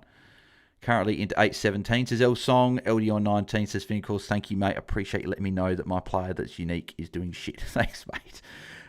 Finger calls also says to go 56 point second quarter. Yes, he was very good. Henza says, I think I have to VC him with the form he's been in. And that Tom at She's there. If She's can be on 100 at the end of the third quarter, he's going massively. I hope so. He was highly owned June 2 run and Robertson Sinclair trades. Yeah, it's a good point. Everyone knows Josh does because of Robertson Sinclair being injured and he was the next best option of those that didn't own. I just thought people, says Daron, I just thought people didn't like Josh Doe, so they weren't going to bring him in, but maybe they did. Was cheap at the time. I know Roberts is back now, says Daron. Henza, yeah, I think Jacobs became popular on the week they played Richmond. Spruce Moose, I think you need Collingwood to blow North away so they drop the tag. I hope so. Well, it'd be good, right? Because then Josh and Nick will probably rack up the ball to go probably the same and they drop the tag. But we're interesting for me next week for Sarong to Roberts, Zorko, Parker, Holmes, Witt, etc. I wouldn't go Roberts just yet, I don't think. But you could if he looks really good on the weekend. I live for the Content Crowds Cup updates, mate, says Pelton. Oh, thanks, mate. Appreciate that. Henza, ignore the haters, Bales. There's a lot of good blokes who follow your content and you always engage us and do a great job. Keep it up, mate. I know it's hard to ignore hate online. Oh, mate, that's all good. I honestly, if I ever see a negative comment, I laugh. I honestly laugh. I don't respond to it because I just don't think it's really... I don't think it's worth my time, to be honest. Like they put a negative comment. It's engagement, right? I look at it and go, well, it's a comment or whatever that's added. It adds engagement. So I see it as a positive. I look at it as a positive, right? I just don't respond to it. If it gets really personal, that's where normally the process I do is if someone puts we had some guy in the pre-lockout chat putting a few things in the chat there. I honestly forgot what he actually put in there because I'd end up timing him out. I normally go time out as a warning. If that same person comes back again and does the same crap, that's when they get blocked. But yeah. What's for dinner, Bales? I'm having hot dogs. I think I've got chicken parmigiana and potato bake and veggies, which is nice. So I'm looking forward to that. I like hearing how I'm stacking up versus the crowds each week, says Corey. And that's what I mean. And a few people have said that, Corey, as well. Like a few people message and say, if I, and even a day late, they're posting the updates on the socials. They actually asked, whereabouts am I? Can you post it? Because I want to see how I compared this week. So, Bales, why aren't the frames up in the background, says Aaron. Oh, yeah, you're talking about what? Got a Volk one there, got a basketball one, got a lady one, got another NBA one. I haven't put it up yet. I keep forgetting to be honest. I should do that. The only other, I think I've got to buy one more. So I've got, obviously, because I love, obviously, footy, so I've got Lady. I love my UFC, so I've got Volk, who's my man. Got a couple of basketball ones, obviously, basketball fan. I need to buy a Oscar Piastri one, so I need to hang that up somewhere. There's plenty of space. Got here, there as well. I need to do it up, right? It's a bit boring, right? It's essentially just a white room. I'm in here. I need to get some, I probably want to get what? I want to get a shelf and there's there's a crow's light thing there. Sam Taylor is sitting on the desk there. You got a Lairdy and Dawson bobblehead. And it's got gifts and stuff. I need to get a shelf thing and put them up. Get some better lighting so it looks interesting, some neon lighting. And then be able to turn the actual room light off. Just make it more, make it more interesting and appealing. That'll be something I'll do in the off season. Because we've adjusted the Watchalong a little bit on here, so it's a little bit more interesting on here. I've probably still got a few things I want to update on here, but yeah, we'll get it sorted. Aaron says they really tie the room together. Yeah, agreed. Yeah, I know. I've got to fix it up at some point. So I will do that. But yes, no, appreciate that, mate. Do Pies have a single preferable game left to go? He could be a rough own possibly, says Rumham. Oh, I'm not worried about DeGoey. If he can do a call like that and still play he's on 56 half time. He had a bad game last week against Gold Coast, but outside that he's been pretty good. So I was only going to start been concerned if he put up a bad score tonight, and so far he's doing what he needs to. Bales, this will make you feel better. I've Myers has come for Whitfield. You have to trade Whitfield then. I'd be trading Whitfield. You can't cop that. Or you bench Whitfield and bring another player on, because Whitfield's not locked out yet, Lee, so you've got to trade him out. I'll cop the bad score. I don't really care about rank. I'm holding Whitfield. I'd be trading him out. Did you have a haircut recently, Bales? Yes, I did. Yep. 2 days ago, Wednesday. I was thinking it wasn't yesterday. It was Wednesday. Yep. Yeah, I had a haircut recently. But I always wear a hat anyway. But yeah. Sam Taezer says, well. Who's your favourite non-Aussie UFC fighter? Ooh, good question, Daron. Who's my favourite non-UFC fighter? Sorry, non-Australian UFC fighter.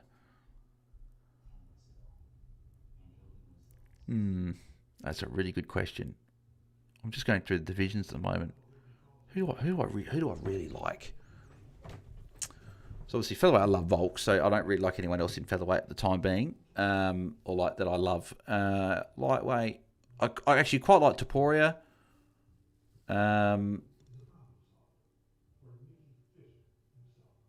Welterweight, I like Kamaru Usman.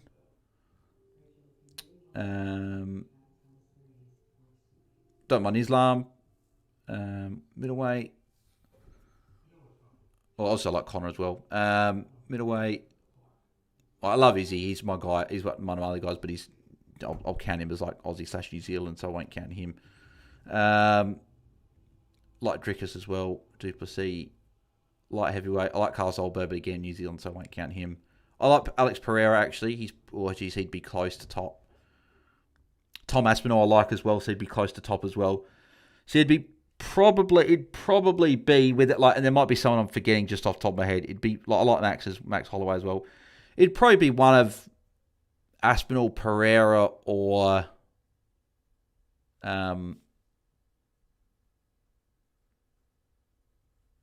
probably one of those two, or Topuria. One of those three, I reckon. Bales, can you give LDU a rocket? Says Tyler Anthony. Actually, can I do emojis in the chat here?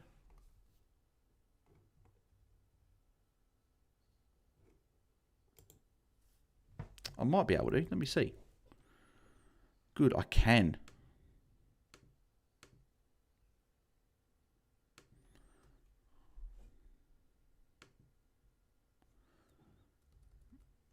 Let's see if this works.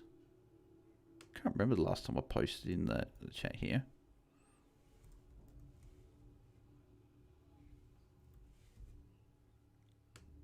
Let's see. Does that work? Cool, that's worked. Sweet. All right, well, I've just posted my LDU rocket. We'll see if it actually works. All right, so where are we up to? You need a Dawson one too, says Corey. Yeah, I do. Yep, no, 100%.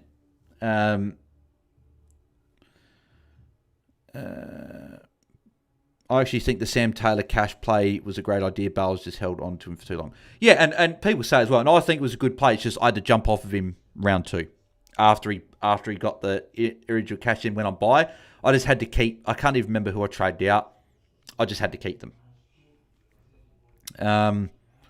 Tom Rockley's average in 2014 was 134.8 from 18 games with 9 games over 150. Oh, yeah, but just what I'm more meaning is saying that like a 3-4 game average, not many players can go like 3 big scores in a row. Normally, if a player goes massive, they don't follow it up with a match. They might go ton up, but they might not go 130 again for a week or two. Hence, Bales, I actually hate that England are playing Norway because I like them both as teams. I reckon I'm going for Norway, though, because the drum... after each game's epic. I love that drum. I love that, by the way, the rowing and the drum. I love it, but I do want England to win. I'm all in on England winning now. If England get knocked out, I'm probably on France just because I really like Mbappe. So, but I'm enjoying it. My sleeping schedule is completely screwed, but I reckon Chris Gaine's record in a row could be gone potentially with the tackle on Blamise. Would he get suspended for that though? It wasn't a dangerous tackle, I don't think. It was just his head hit the ground. I think it was more accidental, but yeah, you might be right. Who wins World Cup? I hope England. I think France. Because I think France will beat England if England win this week. De Go pulled out of the gutter, says Yanni Kujina. Yes, he did for sure. France says, will France likely win, but I hope Norway win. Back myself and put the VC on Naz and C on Ashcroft. Harry looking pretty good here, though. Yeah, still two very good options you've got, right? So Shees versus D's and then Saints could be huge. Beyond says JHF, question mark. As an option, I like JHF. He's been great. Getting it done every week. I think Shees has to be in the top 5 captains for the rest of the season the way he's going. Agreed, Henzer, I think. Todd, my Sam Taylor this year was Charlie Carey, except I managed to get rid of Charlie easier. Yeah, well, there you go. World Cup Watchalong, says Henzer. The World Cup day, I think I'm actually working, I'm pretty sure. Like, I don't think I'm working before the game starts. I think I'm working once the game's finished, but just, I don't know, probably a little bit. Not sure if people would be up, right? But nah, if I wasn't working, I would have done it, but I've got work straight after, so I probably won't, to be honest. But no, it was not a bad idea. Something I'd consider in the future doing, just one-off ones like that. I reckon Nick, De Goey and Josh low tons and She's 130 plus as Lee. I would take that. I'd take that for sure. England versus Norway Sunday morning, says Henzer. England v Norway I could do, but I'm not sure if enough people would tune in. But I don't know. We'd have a think, possibly. Alrighty, we're about to get the second. I'm drinking Canadian Club. What are you drinking? I've just got a bottle of water here, so I don't have anything. I'm just waiting to have dinner afterwards, but enjoy the Canadian Club, mate. Here we go. Foss on Nick, CB8. About to get this second half underway. Come on, LDU. Get to a 70 from here. If you get a 70, I'll pass it. So 51 point second half.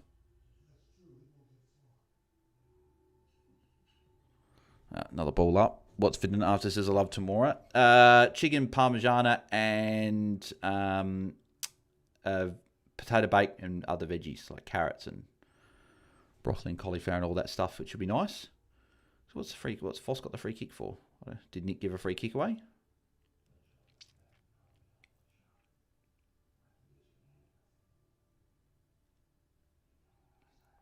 There's Josh with a tackle. I think Josh will get that because he held on the tackle the whole time. So I think Josh will get that tackle there, which is nice. Josh got a handball away. Oh, free kick to Josh Davis, I think. So De Goey got the handball, playing advantage. Sideball and get back to De Goey. Back to De Goey. What do you do? You're just running yourself into trouble. Oh, and LDU didn't even try then. So hoping LDU was going to really try to get that tackle.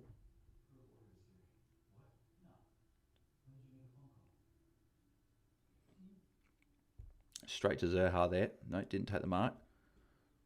No, free kick. There's X with a +6. Yeah, LDU's just not going to score well. He's just not. Edan's just not leaving his side. I was really hoping that they'd drop this bloody tag. Josh Day, come on. Where's Josh? Josh is there.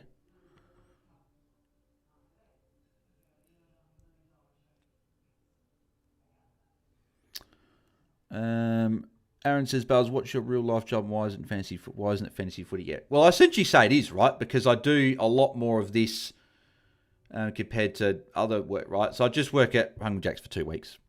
So 2 weeks, for 2 days a week. 5 hours. I don't like the job. I really don't. But if I move to another job, even the last couple of years, I would have had to work weekends and it would impact the pod. So it allows me to work Monday, Tuesday, during the day, get it out the way early in the week, and then we do a Tuesday night Q&A, and pretty much all the content rolls through there when I'm not working. So it just works. Plus, when I leave, I'll get there's a pro rata bonus thing. There's a +6 for Josh Dacos. He's going along, started well this quarter. So it just works. I don't like the job. I'm hoping I don't need to be there for much longer. There's to go +6. I guess that's what I mean, right? The more the channel grows, the more Patreons or whatever, just everything combined. It's getting there. It's getting to a point where I don't think it'll be that much longer where I hopefully will be able to just do fantasy. But yeah, that's why I always say appreciate everyone that just likes a video or subscribes to the channel or becomes a Patreon or puts a comment in or tunes in or whatever. Any tiny bit, it helps the dream become reality. So appreciate every one of you guys. Bell's real life jobs 2027 Carlton coach says Will. Nah, Josh Fraser's taken off me now. So I can't get that anymore. Jack Bullard, that is a shocking kick. Hasn't even scored. Simpkins to go as well, says Corey. Need Dacos plus 25 disposals. There's Parker for a plus 6.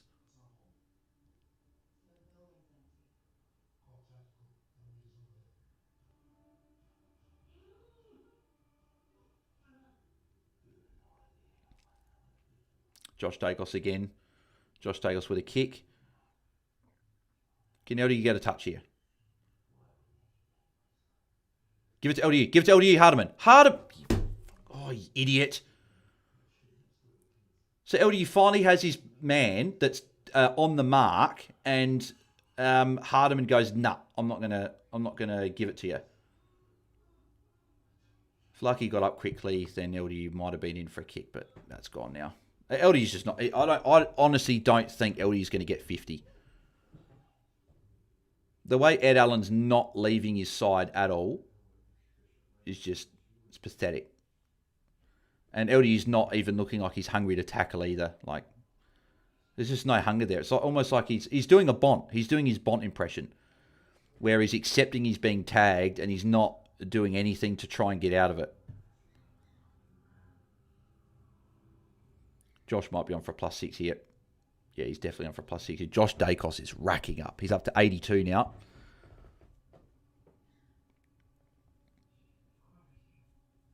I actually think I got a multi on for Josh Dacos 30 plus touches. I think 25 pays like over $100. That would be a good consolation prize. That can happen. I'd prefer LDU to get going as well, but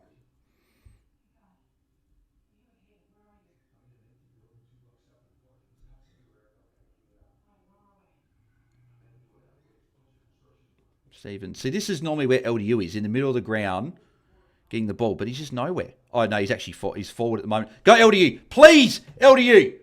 Free kick. No, apparently not, and he's going to get no bloody touch. Oh!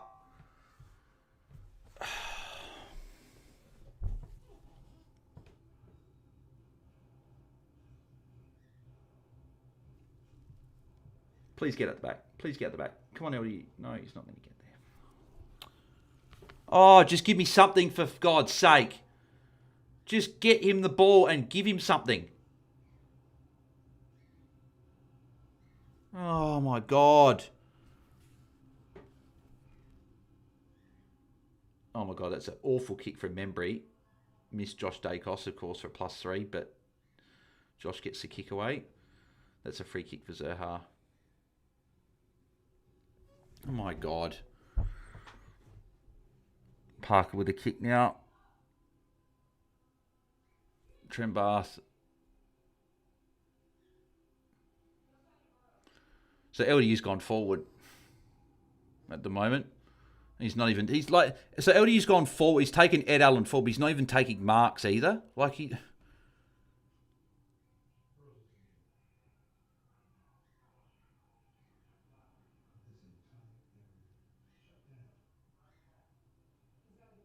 Stop passing to Ed Allen.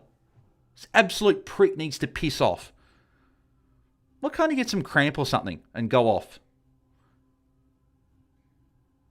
That'd be lovely. Get some cramp.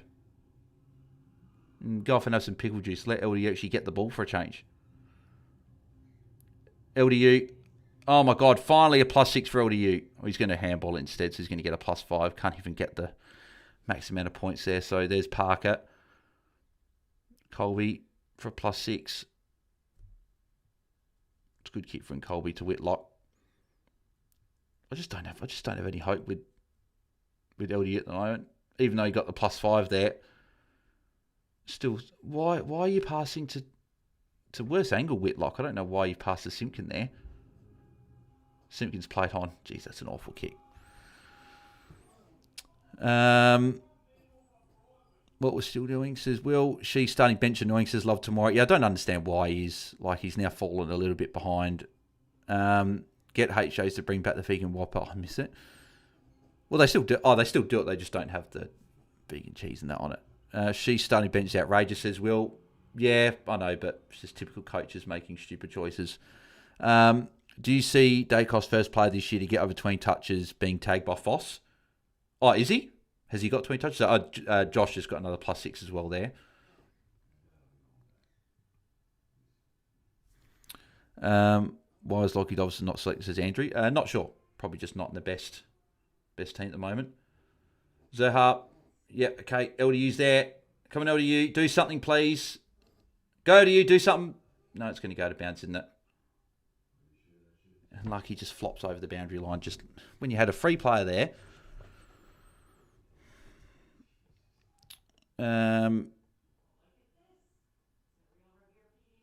Paul Bell says, Will, get Shees on.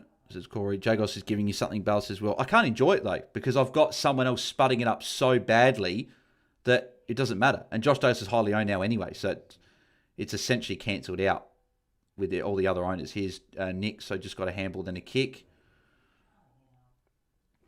Like, if LDU was getting to like a 70-80, I'd be a bit better. Be like, okay, it's just a bad score with the tag, but that's fine. But because he's doing so bad, it's just not helping. It's worse because everyone else is going well. And Houston, Mark Bolopinski. And they've paid 50. She's stuck on the bench. Yeah, I know. He's been stuck on for ages. Absolutely ridiculous. I don't know why it's so hard for these teams to just get a rotation done. Like, bring the worst player that's nearby off. So he was on the bench for like 12 minutes to start the quarter. That's what LDU did in the second quarter. In fact, should have traded LDU instead of Callahan, says Schultze. And that's what I mean. I've still got Callahan tomorrow as well, who's going to get tagged by Mullen. So McKercher and LDU might combine for 50, says Daniel. Thank you, mate. Yep, I don't want to think about LDU at the moment, to be honest. Sherry Dominating says, Will. I love you, Bells. Love your rant, says Minamoto. Thanks, mate. She's 8-minute bench stint. What was that? Paul from Simpkins says, Will, now Jagos annoying me. Maybe trade out LDU. I'm going to have to try, he'll probably go to Baz next week. That's probably the ideal trade I want to do. Okay, now Shees gets on for the rest of the course as well. Holy, get Shees on 10 minutes on the bench. Need 5 more disposals to get 21 means would be the first for the year to get over 20 touches getting taken by Foster's Corey. Yeah, I think he'll do it. Here's Nick again. So there's Nick with a kick. And then Membry.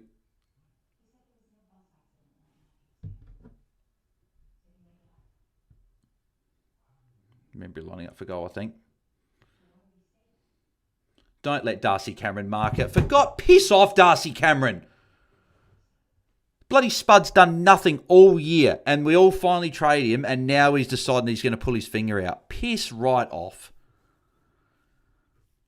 Bells, why would anyone have LDU the most inconsistent play going around, says Brad. I went Baz to him when Baz was out in round 15, just to get the extra premium on for round 15 and round 16. I thought he'd go well. He's done okay, but with 260s and 200s, it's not really been a great pick. Like he'll probably only get a 50 or a 60 tonight, which means that the trade was a disaster. I could have just had a rookie score for a week or two and then just got Baz and had Baz already. Like, hasn't worked.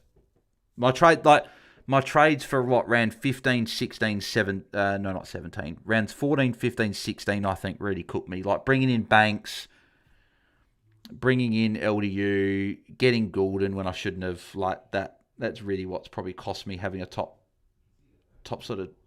If it wasn't for that, and then my bloody 50-50 VC calls this year, I would be top 1,000. Like I'm 3,600. I've cost myself at least a few hundred points. So it's just, yeah. Oh, well, it is what it is. I do not understand the whole, I won't take someone off field until it's a goal. Surely being a player down for 20 seconds is better than a player being without the best players 10 minutes. Agreed. Yeah, I know. When these players are stuck on the bench for so long, I don't understand why they're not. There's Shees with a... What? And they've paid a free kick. They paid advantage? So why take 50 years to bloody get the free kick? Sherry, give to LDU, please. Is LDU there? So LDU, lead up short for the kick. Stop tracking back and asking LDU, Cherry to kick you the ball. Like, it's not going to happen. Like, LDU's doing nothing to try and break this tag. There's a DeGoey handball. Missed Nick Dacos, so Nick gets the tackle, though. Like, LDU's just not doing anything to even fight it. Like, he's doing no tackles. No one for North's helping him either. They're just letting Ed Allen tag him, and that's it. Here's Nick again. I think Nick would have passed it already, I think. Nick's just different grade when it comes to this. Oh my God, LDU's going to get a... No, because Ed Allen's going to be all over him, of course. And LDU's not even going to get a tackle either. Not to go free kick.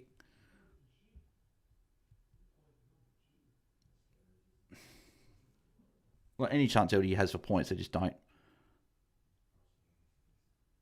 She's on 0 halfway through the third. It's not even close to what I expected.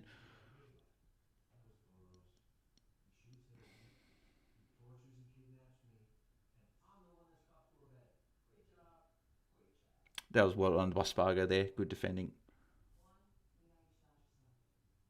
Here goes Nick again. Got the handball away. Remember, he should have given it back to him there.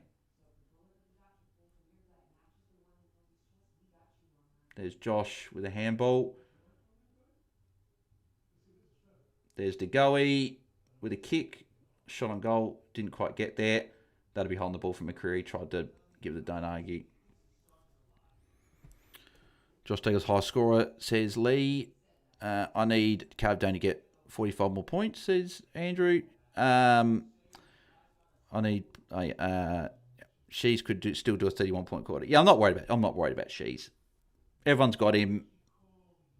A lot of people got him VC, so that's fine. I'm just hoping he can get going in this quarter. I need LDU to just... I don't know. I keep lowering the bar. First it was 80... Now it's 70. Now it's like, am I just wanting him to get to a 60 and mean that he just matches at least a rookie score? Like, it's pretty pathetic when I've got a premium wanting them to just get a 60. 8 minutes left to go in the quarter, or just under.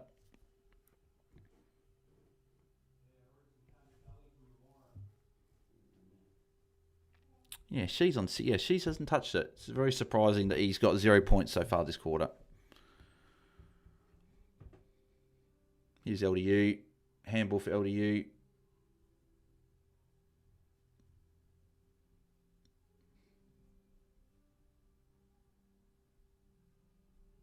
Here's Shees for a +6 coming up. Yeah, Shees and kick to Larky. Yeah, there you go. And just the thing is as well, like LDU hasn't come off for his break yet. So unless he plays 100% tog like Shees did in the third quarter, he's going to come off at some point, which means it's going to get even worse. So what do you got? Josh Dagos on 99. Yeah, wow, he's going really well. Sherry's 90 as well. Cameron's 79. Go away, Cameron. DeGoey 73. Still going along well. Zaha's on 77. Houston 71. Ed Allen, just fuck off. Absolute wanker. She's 69. Oh, no, 75. Sorry, because that +6 that's counted. Nick 65. So he's on 19 touches. So just needs those 2 more touches. Parker. See, even Parker's disappointing on 56 in this matchup. Would have thought he would have done much better here.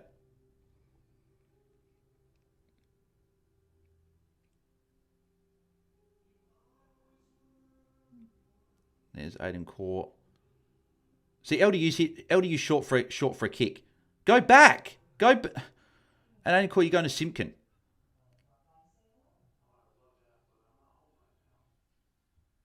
McDonald, no, don't give... Let's give to Colby and run outside.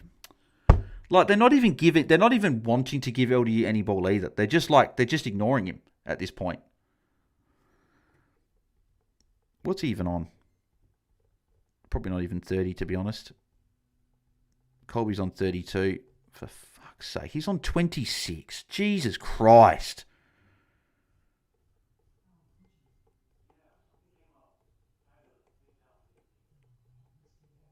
This is an absolute disaster. And LDU being held there. Like, how is he not getting a free kick for that?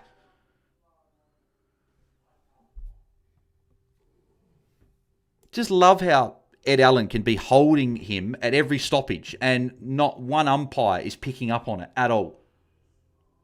And no North players there to help him either.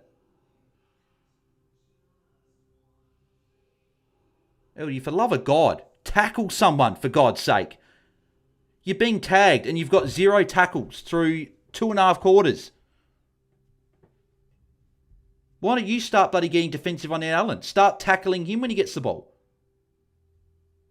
So Nick just got a kick there, so he's on 20 now. There's Josh with a handball. She's with a tackle. She's also with a handball as well.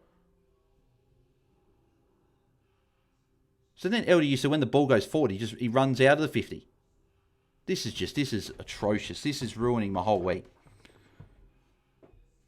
Absolutely ruining my week. I'm cooked for the week now with this shit. He's not even going to get bloody 50.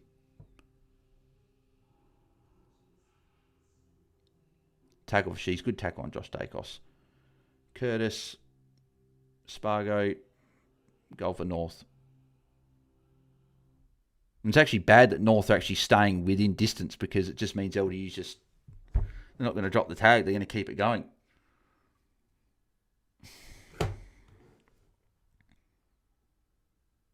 DeGoey having more than She's is diabolical, says Rumham. Yeah, She's been... He's doing a bit better now, He's... I think he's still missing... He's missing a tackle because he got a second tackle, but they haven't paid it yet.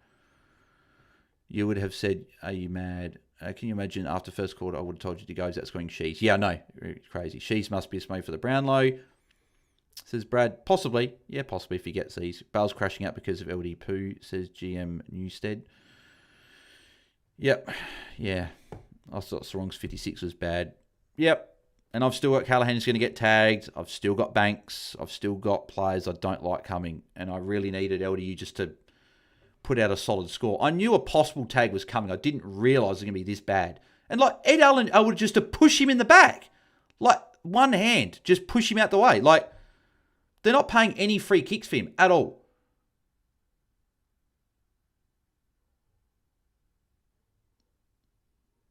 LDU, go for a goddamn tackle, mate. My God, this guy just jogs around and doesn't want to bloody lay a hand on anyone. How has there been games where he's had double-digit tackles? I can't fathom how he has had games where he's had more than like one tackle. Best goal kick accuracy, 300 plus goals, like he's the best of all time. So what's... Oh my God, they've had a free kick again.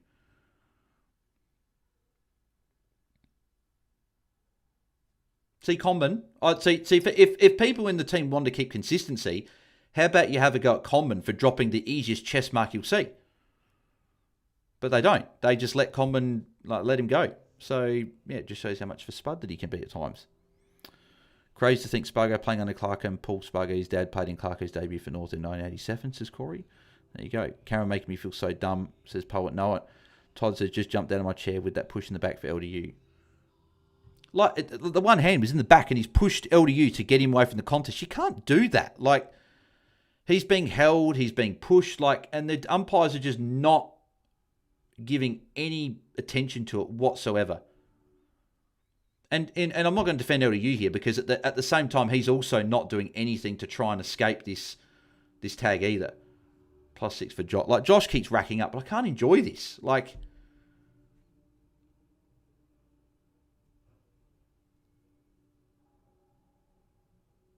every single other player for North Melbourne's getting involved. So LDU's forward 50. So LDU, how about you lead for the ball and see if you can actually get a shot on goal or something? No, because Dylan Stevens kicking the ball. He's never going to kick it actually to player. And then LDU runs past the ball. Like, have you never looked at how people crumb the ball, start at the front of the bloody pack and read off the pack instead of just bloody sprinting past it?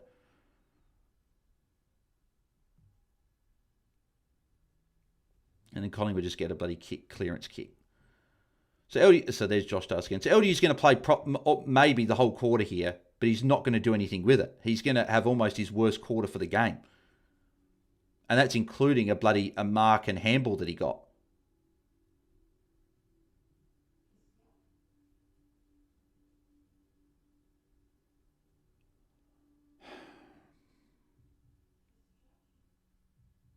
And it's unlike bloody when like Josh Dacos or whatever's been on 40 odd at 3/4 time, they've been able to save it. LD's not saving this.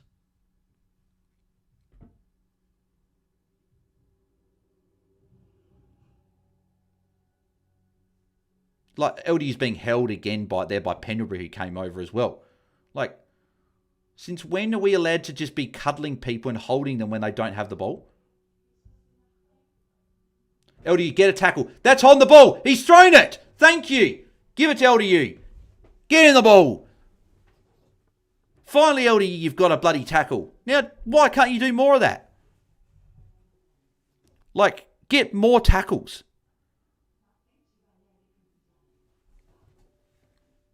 At least that's better. At least he actually tried to tackle and got the hole in the ball free kick for once. There's Shees. Come on, Shees. Finish it off. Come on, Shees. Oh, bloody touch by Perryman. Piss off, Perryman. Jacos is dominating, says, well, yeah, going along very, very nicely. That's done from Harvey, says Corey. Yeah, it was. You're talking about the push there. Houston and Karen Watt Spuds, says Will. Yeah, agreed. Get to go back on, says Corey. LU doing a Bont 2.0, get tagged and sign off for the week. Yep, 100%. Swallowing doing well. LU did something. Bells, have a glass of water. I'm worried about your bloody temp. Love the passion.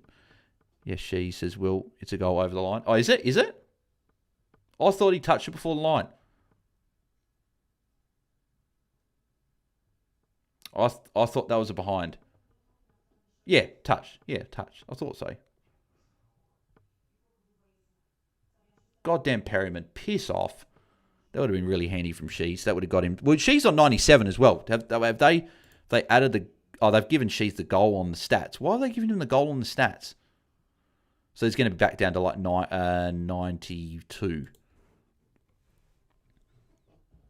Yeah, I thought it was a point. I saw it and it looked like he touched it from before crossing the line.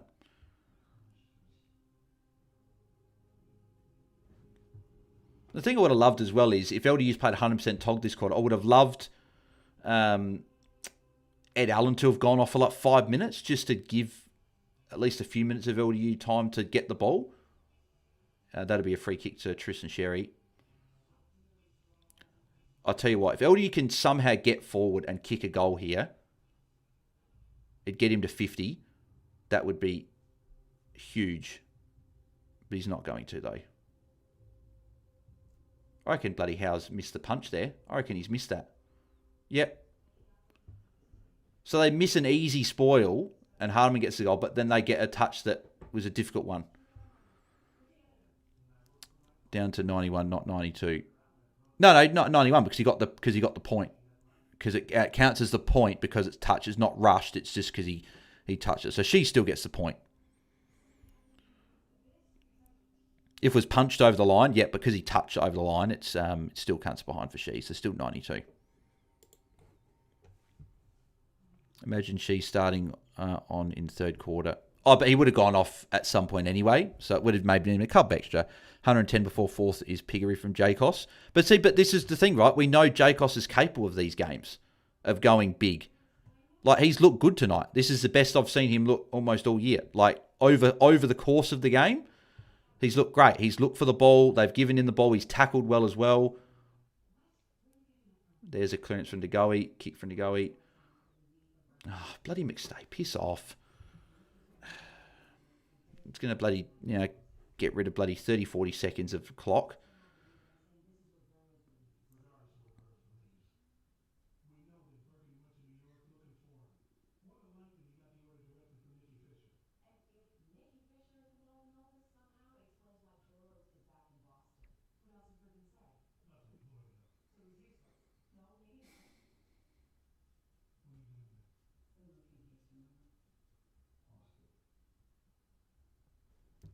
And Golden McStay.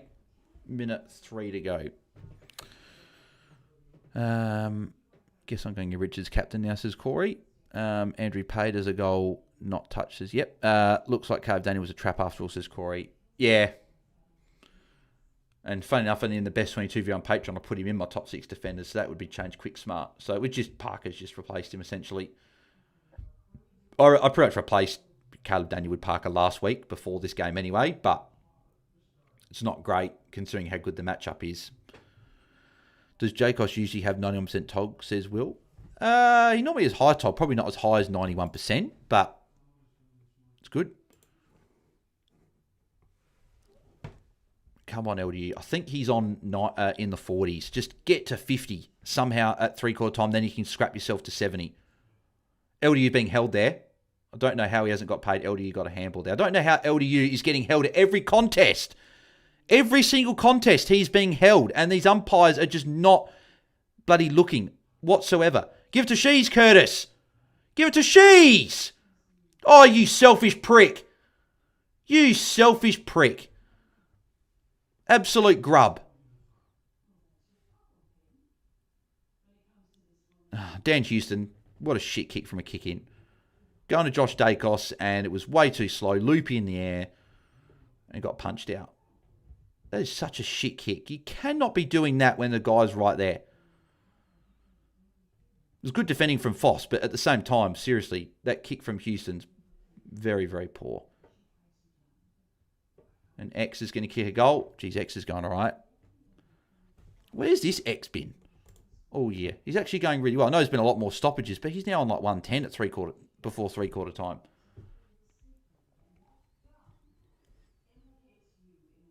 LDU's 34, says Corey. Nah, he should be on. No, he should be on 40 odd. Why is he on 36? They didn't pay the hold on the ball free kick. Yeah, no. So no. He'll get more points added. He should be on 44 because he was on 34. I checked before. Unless the 8 points he got him to 34 with the hold on the ball free kick. I thought he was on 40 though. Because he got the second tackle. I don't know, but maybe he is. Maybe I was just bloody forgetting something. But the fact that he's had 100% TOG and he still hasn't really been able to do much. Give it to LDU. Give it to LDU. Oh, bloody Foss fell over. Go Shees. Come on. Go Shees. LDU. Go LDU. Yes. +6 for LDU. That's a free kick for Larky, surely. Sure, it's a free kick for Larky. Simpkin got the handball away. That'll be three-quarter time. Larky, though, should have got a bloody... Cherry's not happy with Maynard. A couple of rough heads going at that one there. Here we go. Big X. Lipinski, mate, what are you doing? Fight in your own weight class. The big X is like double your size. Took the VC off Dacos last minute to use on Dawson. May have been a good decision. Yeah, well, he's getting the Foss tag. So OMG Houston says night. Prime X is back, says Will. Just had a friend of mine say LD playing well and he was genuine. He doesn't play fantasy, almost an instant fave book block. He's not playing well, to be honest. He's not playing well. Not fine to LDU says Will. Josh Dacos has no right to tund up, says Minamoto. Tonight he does. He's played well, I thought. Mitch says Houston stuffed up that kick because he made sure he stepped out of the square for a disposal. How would have got it to Jagos in time if he didn't, says Mitch. I know, one of those times if he didn't step out, it would have actually been better. Mercoach has been stinging up, says Will. Yeah, agreed. All right, let's have a look at these scores. So Big X is dominating 113. Could have been a draft league, so at least that's good. 81% TOG, so it's good to see the TOG. So I think that the reason he's played such low TOG has been his groin issues dealing with. So, hey, put X on your list for next year. Put him on the list for next year. Tim English and him are going to be cheap as anything. And we may even have Rowan Marshall at a new club as a ruck forward. So keep an eye on that. She's 95, that's good. If we can get if it's even a 35-point quarter gets into a 130 here. And we know he can definitely do that. Only 22 touches is probably the surprising thing. But anyway, Dust Karen 87, just, no, don't want, I don't even, it's so annoying. Simpkin 86, Houston 81, Zerha and Maynard 79. DeGoey 76 is okay. Considering he had such a bad first quarter, 73 points in 2 quarters is good. I don't care about Ed Allen. Nick Dagos on 68. Yeah, just not quite getting it done tonight for Nick, unfortunately. Parker 59. That's disappointing. Parker 59. I would have thought he would have done much better than that.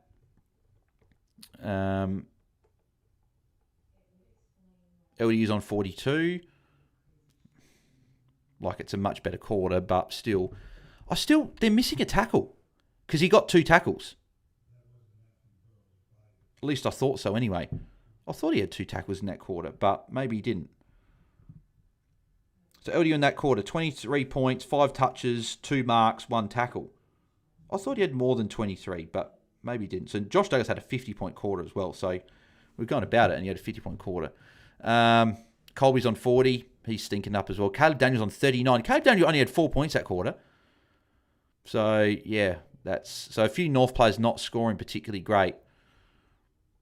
That's pretty much it. So most are doing their job, except for a couple. But, yeah. I just need... So LDU's on 42. If he can somehow have a 28-point quarter and get to 70, I'll tick it off. I just thought he was on more than 42. I thought he was closer to 50 with that quarter, but Josh Douglas quarter penalty says Lee. Yep, Dan Gorin said on his live last night when Hanley kicked the goal, he didn't even know who he was. Yeah, I just wish I was allowed to use the footage for the game. I wish I was able to get the game on the screen here for you guys, and it'd be probably a lot more people tune in, and it'd be a lot more interesting because we actually see the game on the screen. So I just wish I had the same privilege that he did.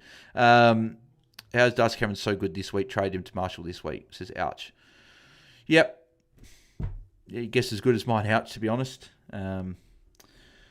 Will says, the fact she's had a 26-point quarter and was on 6-9 halfway through the third.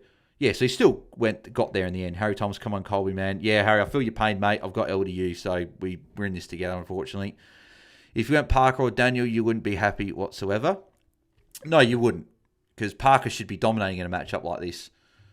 So, Poet know it. So many players do this. I swear they know when people are mass training them out, it sends a rocket. LDU quarter pounder would be huge. Oh, mate. It would be almost as satisfying as the the quarter pounder getting to 90, right? It would be just as satisfying almost as the Josh Dacos quarter pounder had, but he's not going to though. I at least that there's a slimmer of hope with these other players, whereas there's no real slimmer of hope with LDU because he's getting tagged. If he wasn't getting tagged, then I'd say okay, there's a chance he has 40-point quarter and gets to an 80. And he does a bit like what Noah Anderson did last week, but I don't see Collingwood dropping the Ed Allen tag. So, anyone see Joel Hammond's game last night? 62% Tog from -3 score. Yeah, Todd, I mentioned that on our pre-lockout chat before we went on here. I said about how it was impressive how he got -3 for playing the whole game. So. I didn't realise we have got over 50 watching, so appreciate everyone tuning in, as always. Make sure you smash a like on the video. Let's see if we can get the likes to over what LDU score is of 42. It shouldn't be too difficult. AFL contact Bales, best content creator on YouTube. Thank you, mate. Appreciate that. North need to get a couple of goal lead, then get some chip for Parker, says Brad Smith. Mate, they need some chip for him and LDU. And it's annoying, right? So LDU had a 23-point quarter, which is his best quarter for the game. But he had 100% Tog in that quarter. I wonder if he has 100% Tog this quarter because the game's on the line. So yeah, so Lipinski, Larkey, LDU, Josh Dacos, Howe, Allen, Stevens, Zerha, Frampton, and Court all played 100% Tog that quarter. So why couldn't buddy Ed Allen go off for like a couple of minutes just to give LDU some respite? Why don't players tag Shees? I 100% don't want it to happen, but in game sense, what's the point of still tagging LDU? Probably because LDU is the sort of player that can probably break the game open and win the game for North in the last quarter, but I hope they drop it. Be handy if they did. So she's on Nick Dacos there. Yeah, Ed Allen's still on LDU. So, yeah. I think the best case scenario for LDU is a mid-60s to a 70 score. We just got a handball there, LDU at least. She's got a handball as well, and Big X getting the kick away from the clearance. Curtis, that's a goal. So North hit the front by 3 points. Ouch. I'm not sure how the live round rankings work. Was 750 at the start of the round. Weekly ranks 20k, but currently up 200 spots to 500 overall. The ranks must be very close in the top 1 to 2k. I actually think the projected scores, I wish it was like, what they should do with the ranking benchmarks is the coaches from the top 100 before the round start and top 1,000 before the round start, they should do what their projected scores are, like with the projections. I think that would give a lot better read of how people's rounds are going. I actually don't really like the round benchmarks. You can't. I honestly don't look at them because you can't get a read because people have got more players from other games that are ranked higher. So I don't even look at it, to be honest. I wish it was just changed a little bit to factor in the coaches that were top 1,000, top 100 before the round. There's a tackle for Shees, at least, which is nice. She's already over the ton. So he started the quarter well, Shees.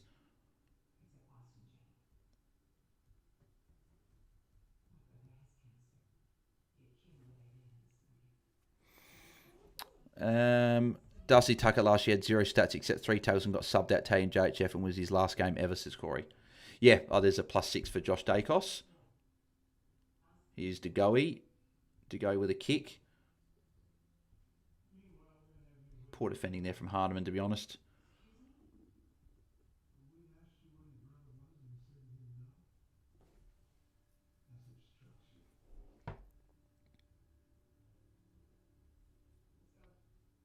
Curtis, give it to go LDU. Go LDU, get a tackle, mate. And LDU just stopped running. Behind for Anderson. But LDU just stopped running. Like he didn't even Shees +6.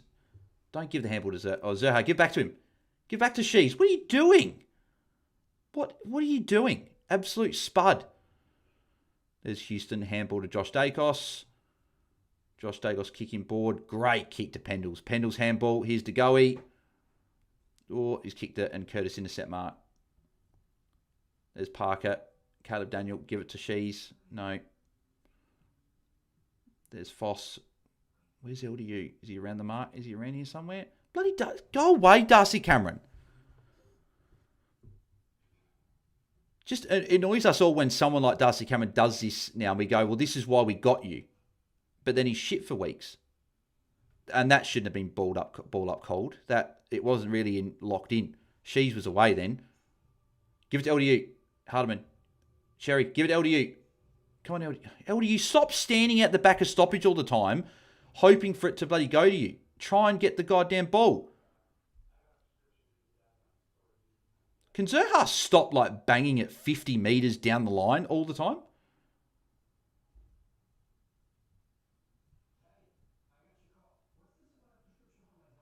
See, that's almost in the back against Larky.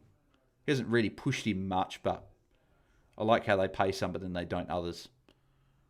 She's on at 110 now, which is good. Josh Douglas at 119 already. Jeez. That had to be a free kick against... was it paid a free kick? Well, it doesn't matter anyway because North Melbourne down their forward line, but... Blinded by Sherry says Yanni Kujina. Yep, he's going very well. Why didn't Zerha give back to She, says Will? Because Zerha is not a good halfback. And oh my God, Lucky. What is that? Again, his third poster for the night. That is ridiculous. Josh Dagos, another +6. Holy crap. It's up to 125 now. Give it back to him. Give it back to Josh. Oh, piss off, Jeremy Howe.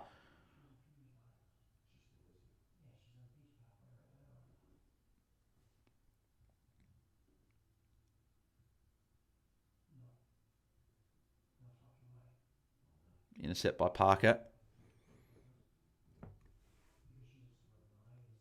Caleb Daniel +6. Please go to LDU, LDU, LDU, LDU. Caleb Daniel, you small potato. Give it to him. Oh, you absolute bastard. Seriously. God, he's so shit. Why is he at halfback for North Melbourne? I guarantee if that was Colby or Sheasel, they would have seen someone like LDU running there. Easy little pop kick for him. And Darling just ignored Shees there as well. And Lucky's marked it. My God. To just kick long turn over, says Will. Yeah, exactly. Yep. The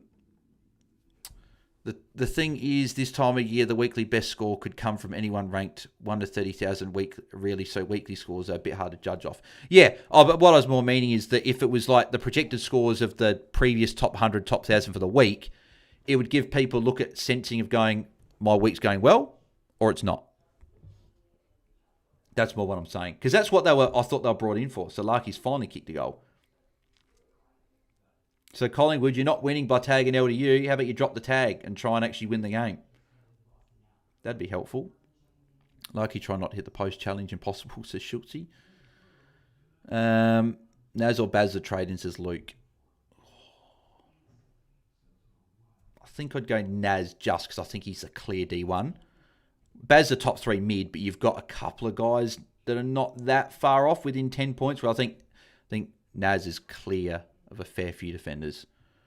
I'd probably go Naz, but you can't go wrong with either. Nick's going to put up a bad score, says Lee. Todd, weirdest trade of the week for mine. See one person trade out Noah Mraz. Yeah, interesting. I see it all the time, though. Some people do weird stuff like that. Will, Jacos is dominating because North trying to play quick and get territory, and Jacos is cleaning up the scraps and dominating? Yeah. I think LDU is on the bench now. Actually, I think LDU and She... Oh, no, there's She's there. She's with a kick. There's a crack. Oh, no, it didn't quite work out, unfortunately. Here's DeGoey. Handball from DeGoey. Here's Nick with a handball as well. Yeah, I'd imagine LDU's having his rest. There's Angry. No, couldn't quite take the mark. Says Caleb Daniel, like, what does he do besides just take up space in the defensive line? Like, he doesn't do anything special with the ball. He can't run quick, so he's not a good, not like Colby or these half-backs that are quick behind the ball that can get the handball receives. Like, what does he actually contribute to North Melbourne? I don't know. Yeah, LDU's on the bench, and Adelno obviously followed him. I'm hoping that's a quick 2-minute break.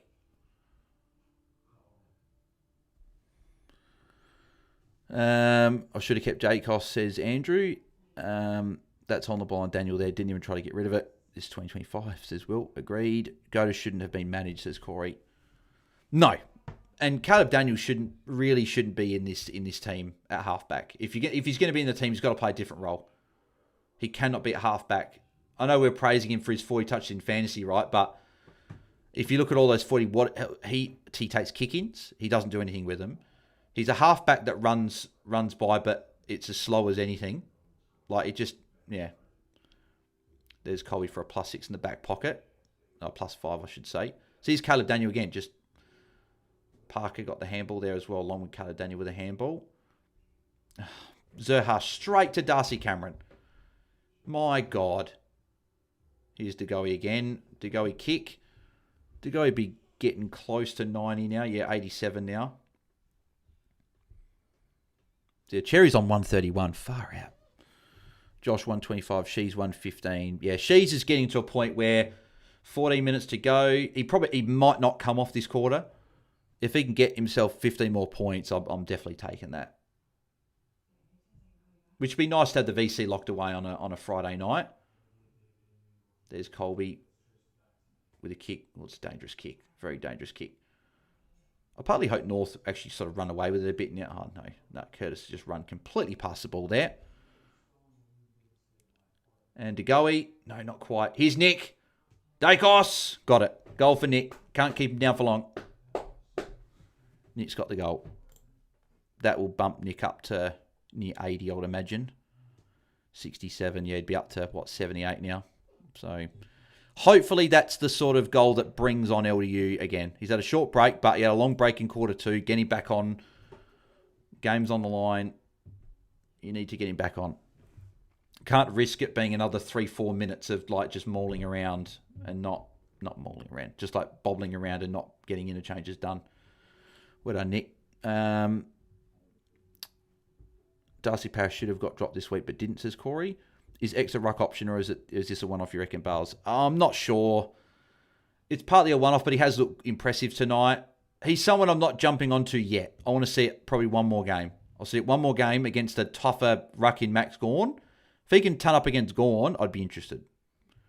But at the moment, I'm not. Cameron 104, and then a lot of emojis from Will.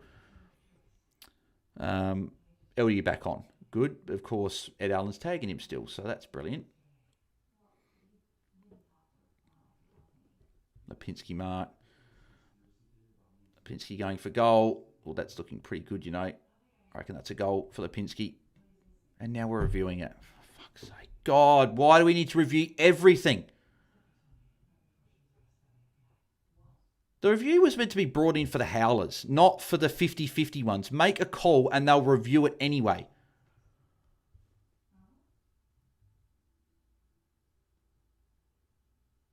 Like, he's touched it, but has he touched it before the line? I think that looks over from the behind, but we've got to, again, why are we looking at this thing? Yeah, he's clearly touched it. Move on to the next angle. Move on to the angle where it's like you're looking across the goal line. Why are we still looking at this angle? He's clearly touched it. It's just if it's over the line. So this is already going way too long. It shouldn't be hard. You see he touched it, you do that. Okay, go. Simple. Hurry up and move. Yeah, go. Or that's in between frame. But they could have done this if the goal was called. I think that. Oh, geez, I tell you what, that looks touched for mine. I reckon he's touched it in between frames because his hand is on the ball there. So that's looking like that's still a tiny bit of the ball is not quite behind all the padding. So for me, I think that's touched. What have they called? Umpire's call. So, like, if we're going to go umpire's call, what's the point of bloody reviewing it? So they've called it behind. I thought it was called a goal. Geez, I think that's a bit of a blunder, to be honest. Come on, LD, you get a tackle. Come on. LD, you get in there. She's handball. Here's LDU. LD, you get the kick. Oh, he got the handball. There's Colby. Colby trying to break tackles. Hardiman again. Oh, that's a shocking kick from Hardiman.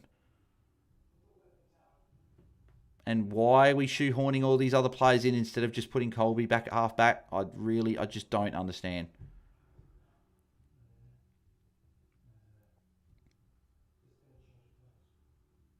Go LDU. Come on, LDU. Oh, bloody McCreary's got the ball.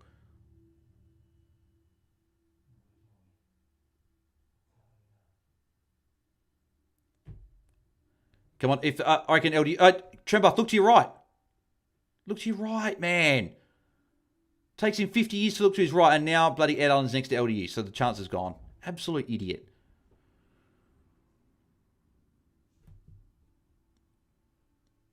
McDonald, that's a good mark.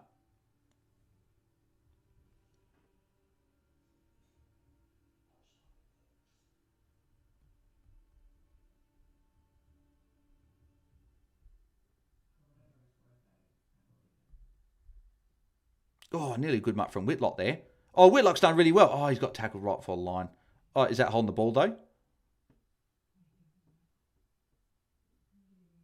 They had to pay holding the ball for that, surely. Whitlock's got through tackles and... Oh, they've paid the sling tackle.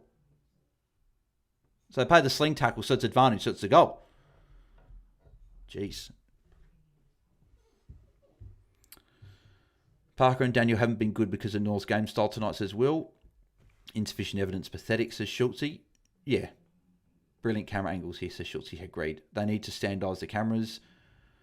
Jolly St. Nicholas kicks a goal. Says, ouch, now he's having a rub down. Is Cameron the biggest spud of all time or what? Oh, no, I wouldn't say the biggest spud of all time. It's just annoying. Brilliant camera angles. Oh, yes, yep. Yep. The bloke in the art was just on his phone, didn't even look at the video. Mitch, Cherry CBAs are up this game to 80% according to footy scores. So, yeah, so maybe he's good to go. Maybe he's good.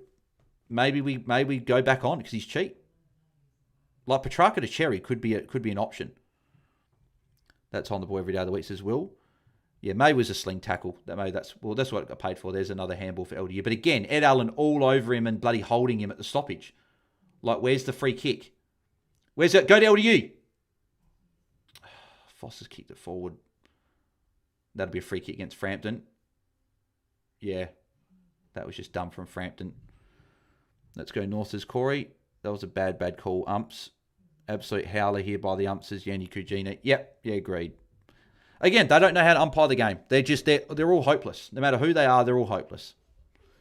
It shouldn't, honestly, it's okay. The few rules might be complicated, but also at the same time, they're the ones that train during the week and learn what to do. It shouldn't be that hard. It really shouldn't.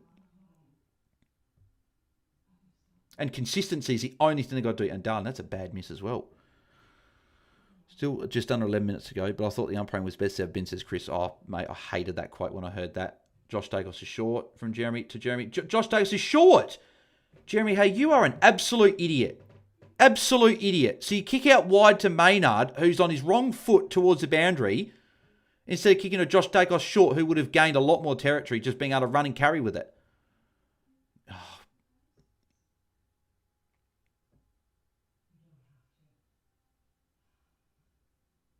That's a free kick for Harvey. Didn't even have the ball, and Pendles has tackled him. Come on, LDU, please get yourself to 60 for God's sake. I think he'd be near 50 now, but that's not a free. Oh, that is not a free kick. He's barely bumped him, and they've paid that as a bloody free kick. Josh Dagos +6. See, Angry knows what to do. Appreciate it, Angry. Thank you very much. Where's LDU? There he is, behind this contest here. Come on, LDU, get in there.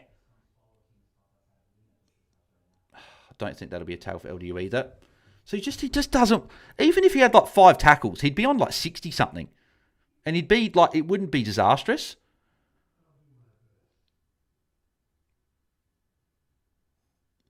Go LDU. Another handball for LDU. LDU's just literally got handballs this quarter. I think he's got 4 or 5 handballs. So he'd be on 50 now, but jeez. He'd probably stay on from now, though, because of the fact that the game's online. Is that a tackle for LDU? There's another handball for LDU. Probably could have got a higher tackle. Free kick. Good mark for Lucky. Lucky's played well. Like, he's taken some really good contested marks. It's just that he's just missed these easy shots. She's is free. She's is still free. LDU plus. Oh my God, LDU's got a +6 in defence. Oh, not the best kick from LDU. Gave it to Parker. I don't think Parker marked that there. Well, hey, LDU's on near 60 now. So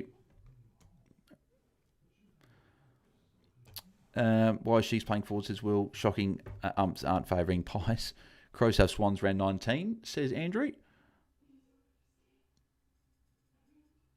Oh, bang! Straight up the middle from Zerha there. I think she's got a tackle in that play while that was all going on.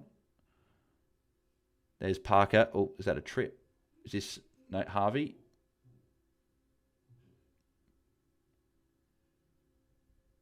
Josh Davis lets that run out. That would have been a free kick for Josh, to be honest. Oh, bang. Straight up the middle to Houston there from Darling trying to kick the Pies in it. Joe's gone quiet for a bit. I'm still taking 131. Wait, what are these umpires? Says Archie Johnson. Oh, they're pretty shocking at the moment, to be honest. Come on, do you get in there, mate?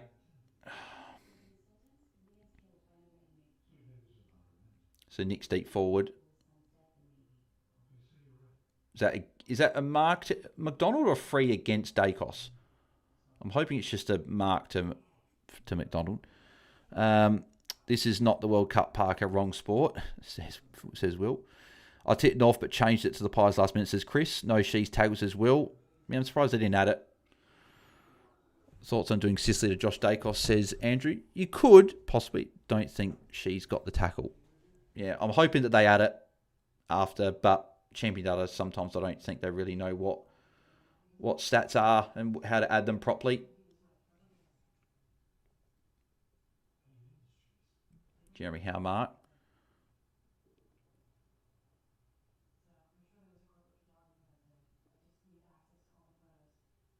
McDonald, is he in trouble? Did he dive on it? No. Come on, LDU, just a couple of tackles here to get you to near 60. And if you can scrap your way to 70, that'd be good to go with a kick inside the 50. Core, why would you handball to the danger side where all their players were?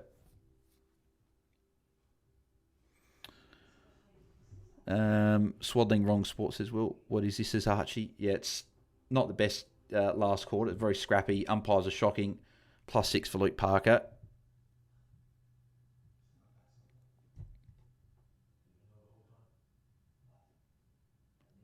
Oh, Whitlock had a bloody half chance to get the handball over the top to LDU and decided to take it out of bounds instead. I don't think LDU or Shees will come off because there's 7 minutes to go and it's only 8 points. So I think they're going to stay out and they're going to try and play out the rest of the quarter. You had LDU for a handball, man. Why are you taking it on yourself? That was a dumb decision. Josh Dake. Oh, bloody fuck off, Ed Allen. God, I hate that guy. Josh Dales with a kick there as well. There's Chris breaking a tackle and goal to Collingwood. So North can't afford to bring anyone off now, I don't think. No, I don't think they'll bring off Shees or LDU. I'd be surprised if they did because the game being on the line, you can't afford one of these guys going off for a minute or two and then getting stuck on the bench. So what's the points looking like for the quarter? So Angry's had a 28 in the quarter. Josh Dales had 26, so Josh Dales up to 136 now. Parker 24 for the quarter, Larky 31. Simpkins on 30 as well. Cherry 22. Shees is on 20 for the quarter. Darcy Cameron 19. LDU's on 16 for the quarter. So that puts him up to 58. DeGoey 14 for the quarter. Daniel 11. McKercher 10. Houston 8. Nick Dacos 8. Yeah. Shees has gone to the bench. Why is Shees on the bench? Why are you bringing Shees off with 7 minutes to go when the game's on the line? That is a ridiculous decision. Here's Nick Dacos getting the kick away.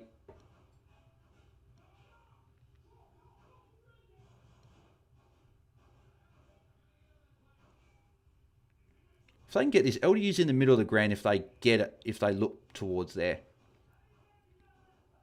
No, McKercher's gone into the 50 instead. Big X is there, though. Good mark for X. Lining up for goal. X has gone massive. He's going to be over 140 now. Hopefully this is the short stint for Shees. Hopefully Shees is now back on.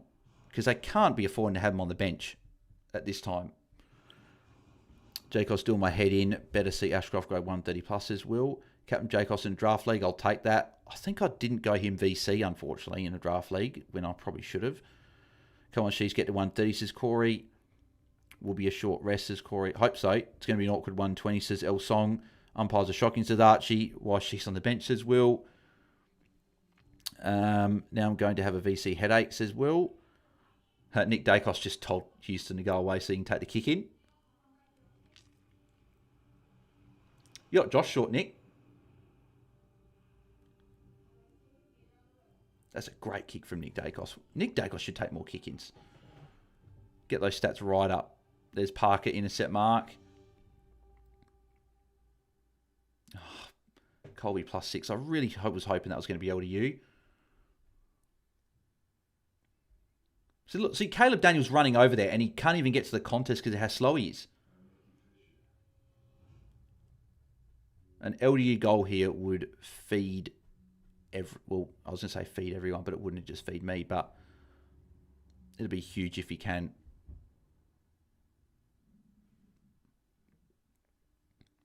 Josh Dales takes it out. Boundary throw in.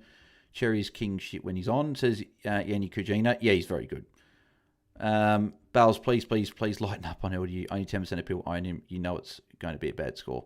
But that makes it worse, though. If he's going bad, I can't lighten up because he's going bad as a pod. And just for love of God, the guy won't goddamn tackle. He had one free kick tackle that he got in the bloody second quarter. But outside of that, he just doesn't want to tackle. Cherry, my coach, says L Song. Massive pod. No, congrats, mate. Very, very nicely done. That interchange makes no sense, says Lee. No, it doesn't. He's still on the bench. LD got a handball. See, they called... Actually, I'll take that. They called that as a ball up and then they let it go. So LDU got the handball there. So LDU gets the 60. Which I guess isn't as disastrous as what it could have been, but I'd love a 70 from here. Like 10 more points would be pretty happy. Josh Dacos with a handball. Here's DeGoey. DeGoey handball. Oh, LDU tackle. Ball! You got to pay. Oh, you've got... And he won't get the tackle either because Nick got the ball. That is bullshit. Unbelievable.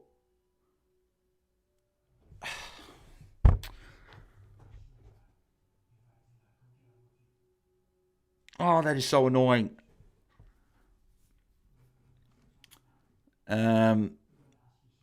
Having She's a match win on your bench is mind-boggling, says Will. Yeah, well, he's been on the bench for... That's near 4 minutes now. It's an insane call.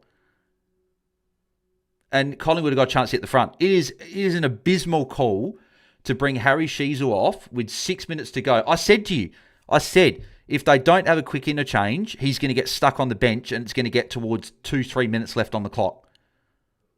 And Memory's got the goal. So Collingwood are in front. So North Melbourne, you've shot yourselves in the foot. You've brought one of your best players off. That is just mind-boggling to me. Who actually makes these calls on who comes on or off as head coach? No, it's just rotations. But I'm sorry, when the game's online, rotations go out the door. You get your best players on. For me, that's a throw from to go. He's only just got a handball away, and I know I've got to go, so it's fine. But geez, he had a long time to get rid of that, and I don't even think LD gets a tackle for that either. That was Bolster's Corey. I thought it was well. I thought it was a great tackle. He tried to break it. He got taken to ground and then was able to get rid of it. So, finally he'll come on. Well done, Clarko. You're a genuine idiot, says El Song. Hopefully he gets one thing, doesn't make VC headache. That was holding the Bolster's Corey. 2 marks, come on, says El Song. Yeah, it was ridiculous. So, is She's back on? And he's in the CBAs? Well, he's not in the CBA, which again boggles the mind. So is that a tackle for both DeGoey and Dacos because they wrapped in both up, or is it just for one of them?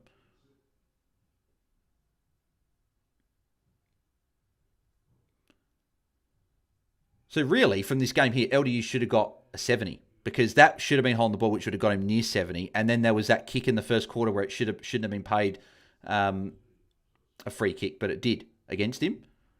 So there's probably 14 points lost. So,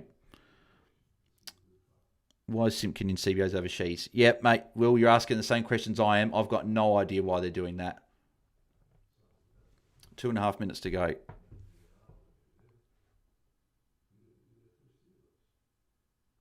And see, that's high, because that wasn't taking the legs out. That was just, well, to be fair, that's either taking the legs out or it's high. It's one of the two. You can't play on.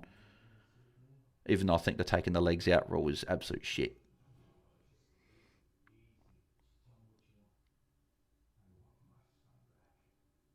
Come on, LDU. 2 tackles here. Get a couple of tackles. I'm asking for something's not going to happen because he hasn't done it all night.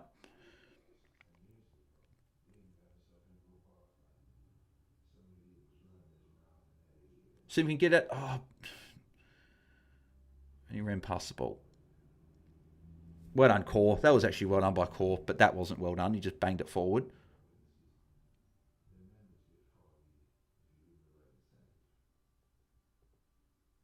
And that's out of bounds. The Ruse team set up is bizarre at times. Says, ouch. Darcy Cameron was, where was this, says Chris. Yep, I know, Will, that was off the boot. I think it was, but it's been thrown in anyway. I reckon she's going to end on 115, you know. There's LDU. Come on, LDU. LDU got the kick away just. Again, that idiot Ed Allen got him. Come on. Simpkin missed handball, and it would have been to bloody LDU as well.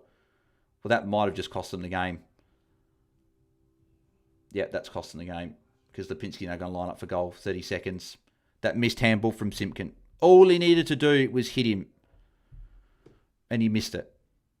Instead of North Melbourne going inside forward 50, it's now Collingwood line up for goal. Bloody Sheasel's going to end on a 115. The worst score I reckon you could possibly have as a VC at this time of year. 115. Do you take it on or do you just bloody bank it? He should have gone so much bigger in this game.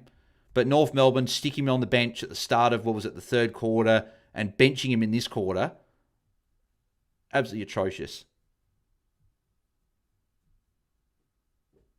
Hit the post for Lipinski, so game's still on. There's only 50 seconds left.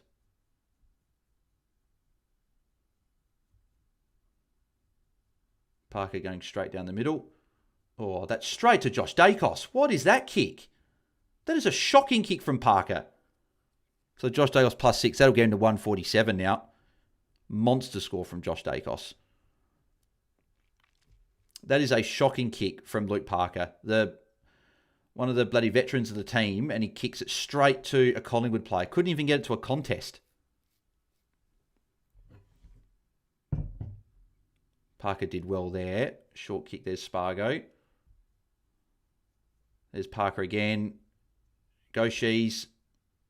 She's got the handball, but is that a tackle for Nick Dacos? 12 seconds left. 10 seconds left. Ball up. He's been forward a lot of the game, says Will. Yeah, I know. Does Port put anyone on Naz, says Chris? I think they'll try. LD finally got a tackle. My God, she's got a kick. So Shees will get 120. Which I'll take. And Collingwood win by 4 points. Sorry, North. You bench one of your best players with 6 minutes to go, and Collingwood kicked 2 goals to hit the lead in that time. I'm sorry, that's you get what you deserve, unfortunately. You do not bench Harry Sheasel with 6.5 minutes to go when you're up by 2 kicks. That's where they need to play the whole quarter. That's North kicked himself in the foot there. So she's got 124. He must have got a tackle as well. I'm taking 124 for sure, says El Song. 10-point flurry from Sheasel, which is nice. 124, I'm taking that. I'm not taking that on. Should have been 140, says El Song. Yeah, it should have been 140. It should have been a lot bigger. But hey, 124, I'm pretty happy with the captain. But yeah, the fact he was on 69 at half time, like he still had a 55-point second half, but it should have been a 130 minimum, like how he was going. And that's like, what was his game time? 82%. He's normally up towards 90. He's one of these guys that stays on so much, but he got stuck on the bench for a bench stint, and they brought him off when they shouldn't have. So, all right, let's go through these scores. So Big X is back in a big way, 146 with 81% tog. If I'm not wrong, I reckon that's the first time in about 2 months or something that he's played over 80% tog. So 869, break in 119. So he's going to go up about 20k. So it was 76, 66, 70, 73, 66, 64, 67. So yeah, round 8 was the last time he played over 80% tog. And funny enough, in games where he's played at least 80% tog this year, Cherry, he's gone 96, 152, the 55 against Eston with obviously the wiping of the blood, 145, 131, 145. So he's actually dominating when he has at least 80% tog. So he's got Gore next week, which I think, I'm just having a look. So what would his projected break-even be?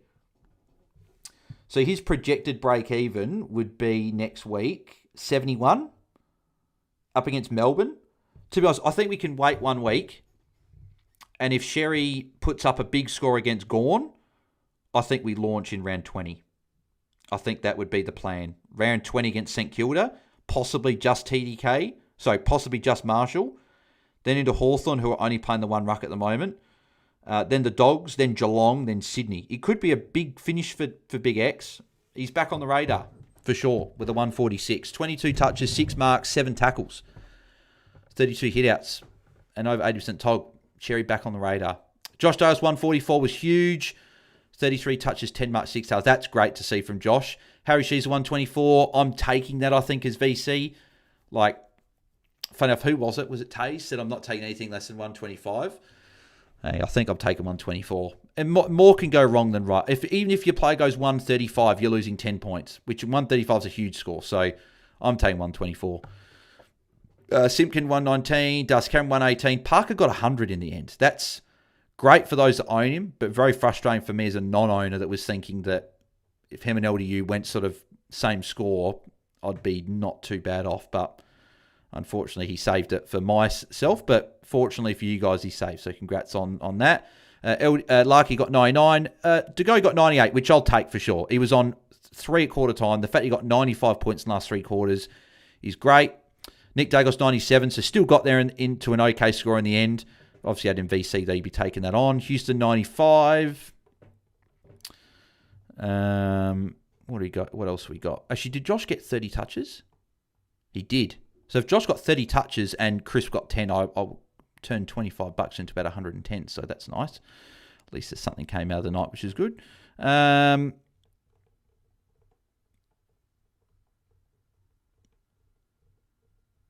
LU 63. They didn't add that tackle. He's got to be on 67.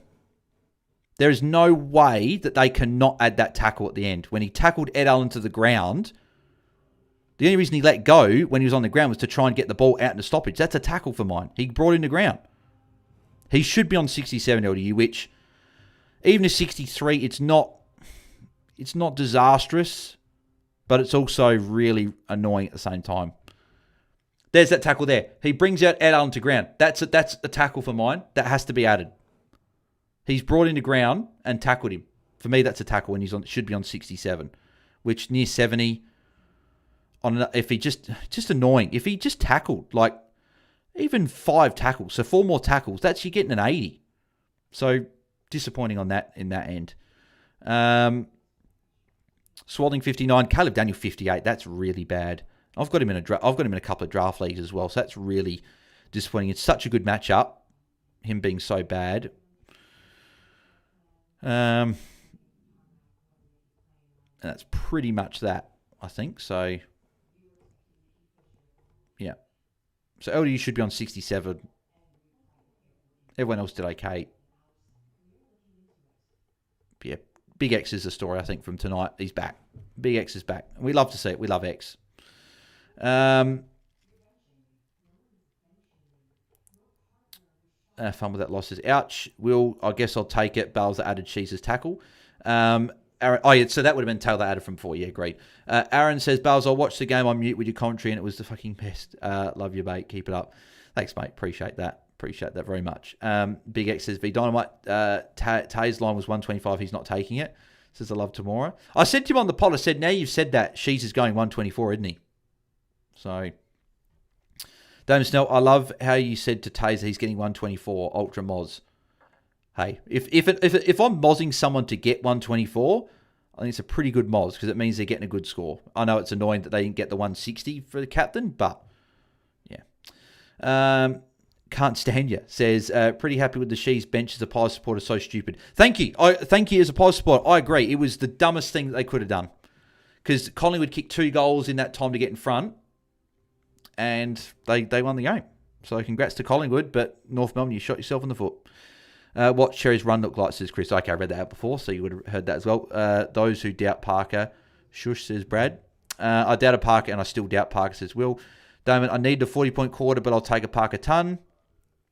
Got to take 124 as VC, right? Money in the bank. Yeah, I am. I'm taking the 124. Just too much more can go wrong than right. Like, okay, you might gain 10, 15 points, but you might lose 40 points. It's just no, not worth it. It's like when you wish your rookie got a 90 or 100 on the bench, but they give you a 65, 70 early in the year. You're probably still taking it. Cameron 118, you have to be taking the piss. Yeah, he is. Justice for LDU, get that tackle. Somo Ginny says, who's leading? Game's done. So Collingwood won by 4 points, sorry. Mitch, who would you VCC out of Naz, Dawson, Gawn, Ashcroft? I watched your captain's video. Who would you still go in that order? So my order is Dawson 1, Shees 2, Ashcroft 3, Naz 4, Gawn 5. So I'd probably go Dawson VC into Ashcroft. But Naz is very popular as a VC. So probably the safest play is probably Naz VC into Dawson or Ashcroft. Probably actually Naz into Ashcroft's probably the safest this week. But I like Dawson and Ashcroft's matchups better. But Harry, that wasn't a tackle. It was a tackle. He got him, brought him to ground. He then let go to get the ball out. But he got the ball out to a North Melbourne player. So that's a tackle. LD, you making me turn off the footy for the whole weekend. Awful, says Tommy Mega Man. Yep, LD Poo, says Lee. How many minutes left, says Summer Guinea. It's all done. Full time. Game's finished. Todd, oh dear, my forward red dot got a game in Puka. Time to find another red dot for Lombard to get to go his score. That one's on me. Aaron says, need to get this aggressive Bales on the weekly pods.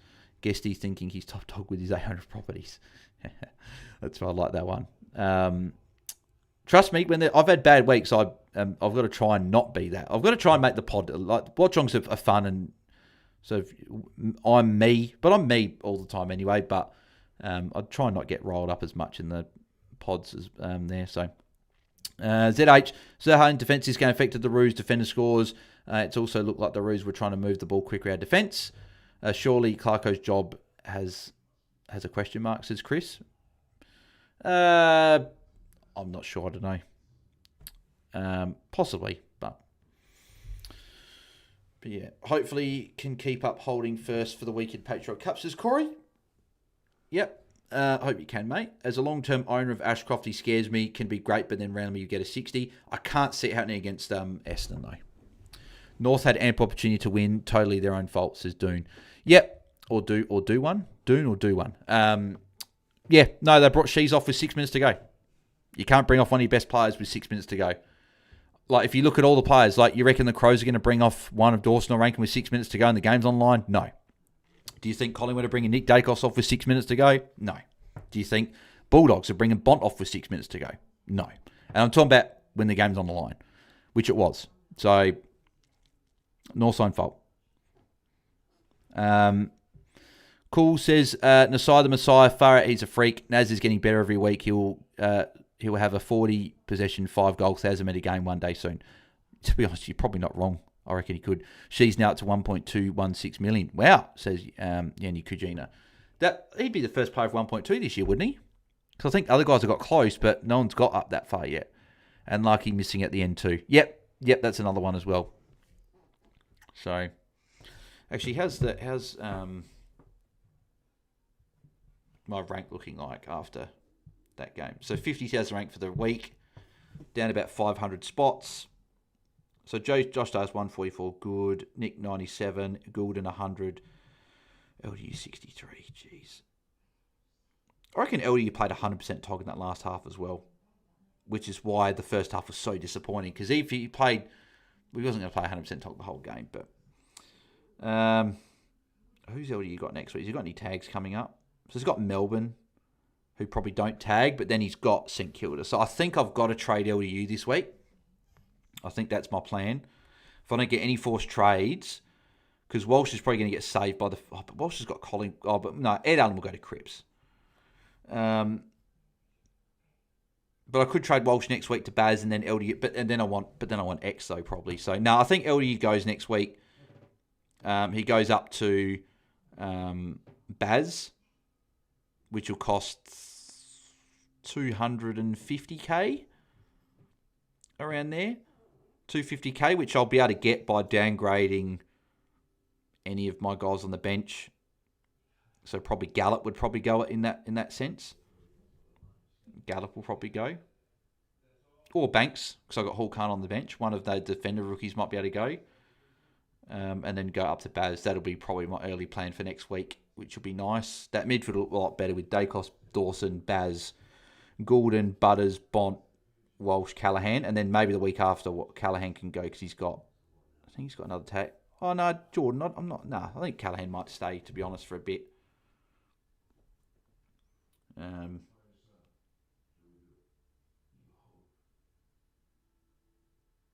Yeah. Would Bont be a sneaky captain shout? He's gone big after heavy tag, says Rob's Serentino. You can. I just think Hoff goes to him, so I probably wouldn't. Ouch says, thanks for hosting, Bales. Good night all. I'm going to sleep. Has been a long week, says the Ouch. Mate, get some rest. And hope you enjoy the rest of the weekend. I'll be watching really a lot of World Cup over the weekend, I think. That'll be my plan, I reckon. But appreciate that out. Thanks, mate. Yanni Kajina, Dacos went off after the goal with 5 to go. No, Nick didn't. No, Nick was on the field still. Is X a target or hold Cameron? It says has. X is a target. I'd trade Cameron. I know he went well this game, but I don't trust that lasting. We've seen enough data now to know that he's not going to average 100 or anything like that. So I'd be trading Cameron. X is a target. I'm not launching against Gawn next week. But if he can go okay against Gawn, I see the CBA still up. I see the TOG still up. Then I'm interested.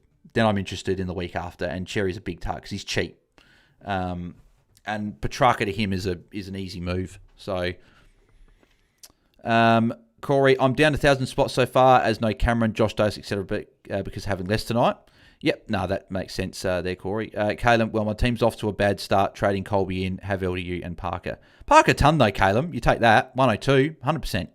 That's a good score for a defender at the moment. We're not getting that many tons from defenders. So, no, you take that for sure. Has Marshall English 2 weeks in a row, says Corey. As long as TDK's not back, yes, agreed. So, I'm Cherry, big target. You can launch as early as next week if you want to go early. But I'm waiting 1 week to see how he looks against Gawn, and if the CBAs are still up, and if they are, then I'm keen. So worth holding Cameron for 1 week to see how Cherry goes against Gawn. Yeah, yes, that's where I would hold Cameron because he's not going to drop a lot of cash now, and you can hold for a week. And right, if TDK's back if TDK's back against Cherry, I'll just go Marshall to Cherry that week probably. I'm just sad North lost and Colby and LDU did bad. Can never win against good sides. Yeah, it's just they just can't quite get over the line. It's just that next stage of they're getting close to some of these teams, but they just can't win these games. It doesn't help when one of your best players gets tagged to not much and he doesn't show. And the thing with LDU that I'd say he needs to work on, but he's like mid-20s. Like it's not like he's going to work on that much more now, but he doesn't try to break tags. Like, he doesn't tackle his way through these tags. He doesn't fight his... Like, he got 22 touches, yeah, but 14 handballs, a couple of defensive marks when he's in D50 and didn't have any scoreboard impact. Like, he didn't go forward, didn't kick a goal. So, yeah. Alrighty, well, I think that'll do it. It's 10 o'clock. I haven't eaten dinner, so I'm going to go have some dinner now. So, but yeah, appreciate everyone tuning in as always. Was an okay Watchalong. LDU ruined it, unfortunately, but most of the other players did their job. Like I think, what was it, Nick Dagos was the only one for my side that was the second lowest score for me. Nick Dacos, I think it was just LDU that ruined it. Yeah, like 98 and 97 from Nick and Degoe, and then a 144 from Josh, paired up with a 60 from LDU. Not great. I'm hoping that tackle gets added for LDU late, but I guess we'll see. So, gentlemen and Skylight Bales, thanks as always. Thanks, mate. Thanks for streaming, Bales. Enjoy dinner. Thanks, mate. Might be Grundy to Sherry for me, potentially. Unsure, though, says Corey. Yep, maybe. For sure. Rob 17, I love you. Thanks, mate. Very much appreciate that. But yeah, if you enjoyed it, make sure you smash like on the video. Subscribe if you haven't already. We're trying to hit 5,000 subscribers. So if you are tuning in as of this moment right now and you haven't subscribed to our YouTube channel yet, we are 130. Someone did tonight, so we're 139 subscribers away from 5,000. So we got 7 rounds to go before the end of the year, plus AFLW. If you haven't subscribed, help us hit that 5K goal. That's a pretty big milestone, halfway to 10K. I didn't think we'd get this far, so I appreciate everyone that's done it so far. Make sure you subscribe, get family, friends, whatever, get them involved in the Fantasy Fanatics, and take She's VC score, says Joe. Yep, I'm taking 124, I think. I was saying before, too much more can go wrong than right. Even if Naz... right, goes 140, you lose 16 points. But if Naz gets tagged and gets an 80, you lose 44 points. So I just think there's more downside than upside. So I always take 120 plus as a guaranteed take from me. Obviously, yep, we would have loved a 130, 140, but hey, it is what it is. If someone goes bigger, then that's fine. Bales, Dawson, captain, trust the man, says Brad. I think even if Dawson goes big, he probably goes 130, which means I lose 10, 15 points. So I'm taking it at this stage. Ryan Thompson, Banks to Mraz and Hall Kahan to Zeke Yorland. Nah, not for me. That's really sideways for me. Because you're going Hall Kahan across to Zeke, and then you're going Banks down to Mraz. For me, no.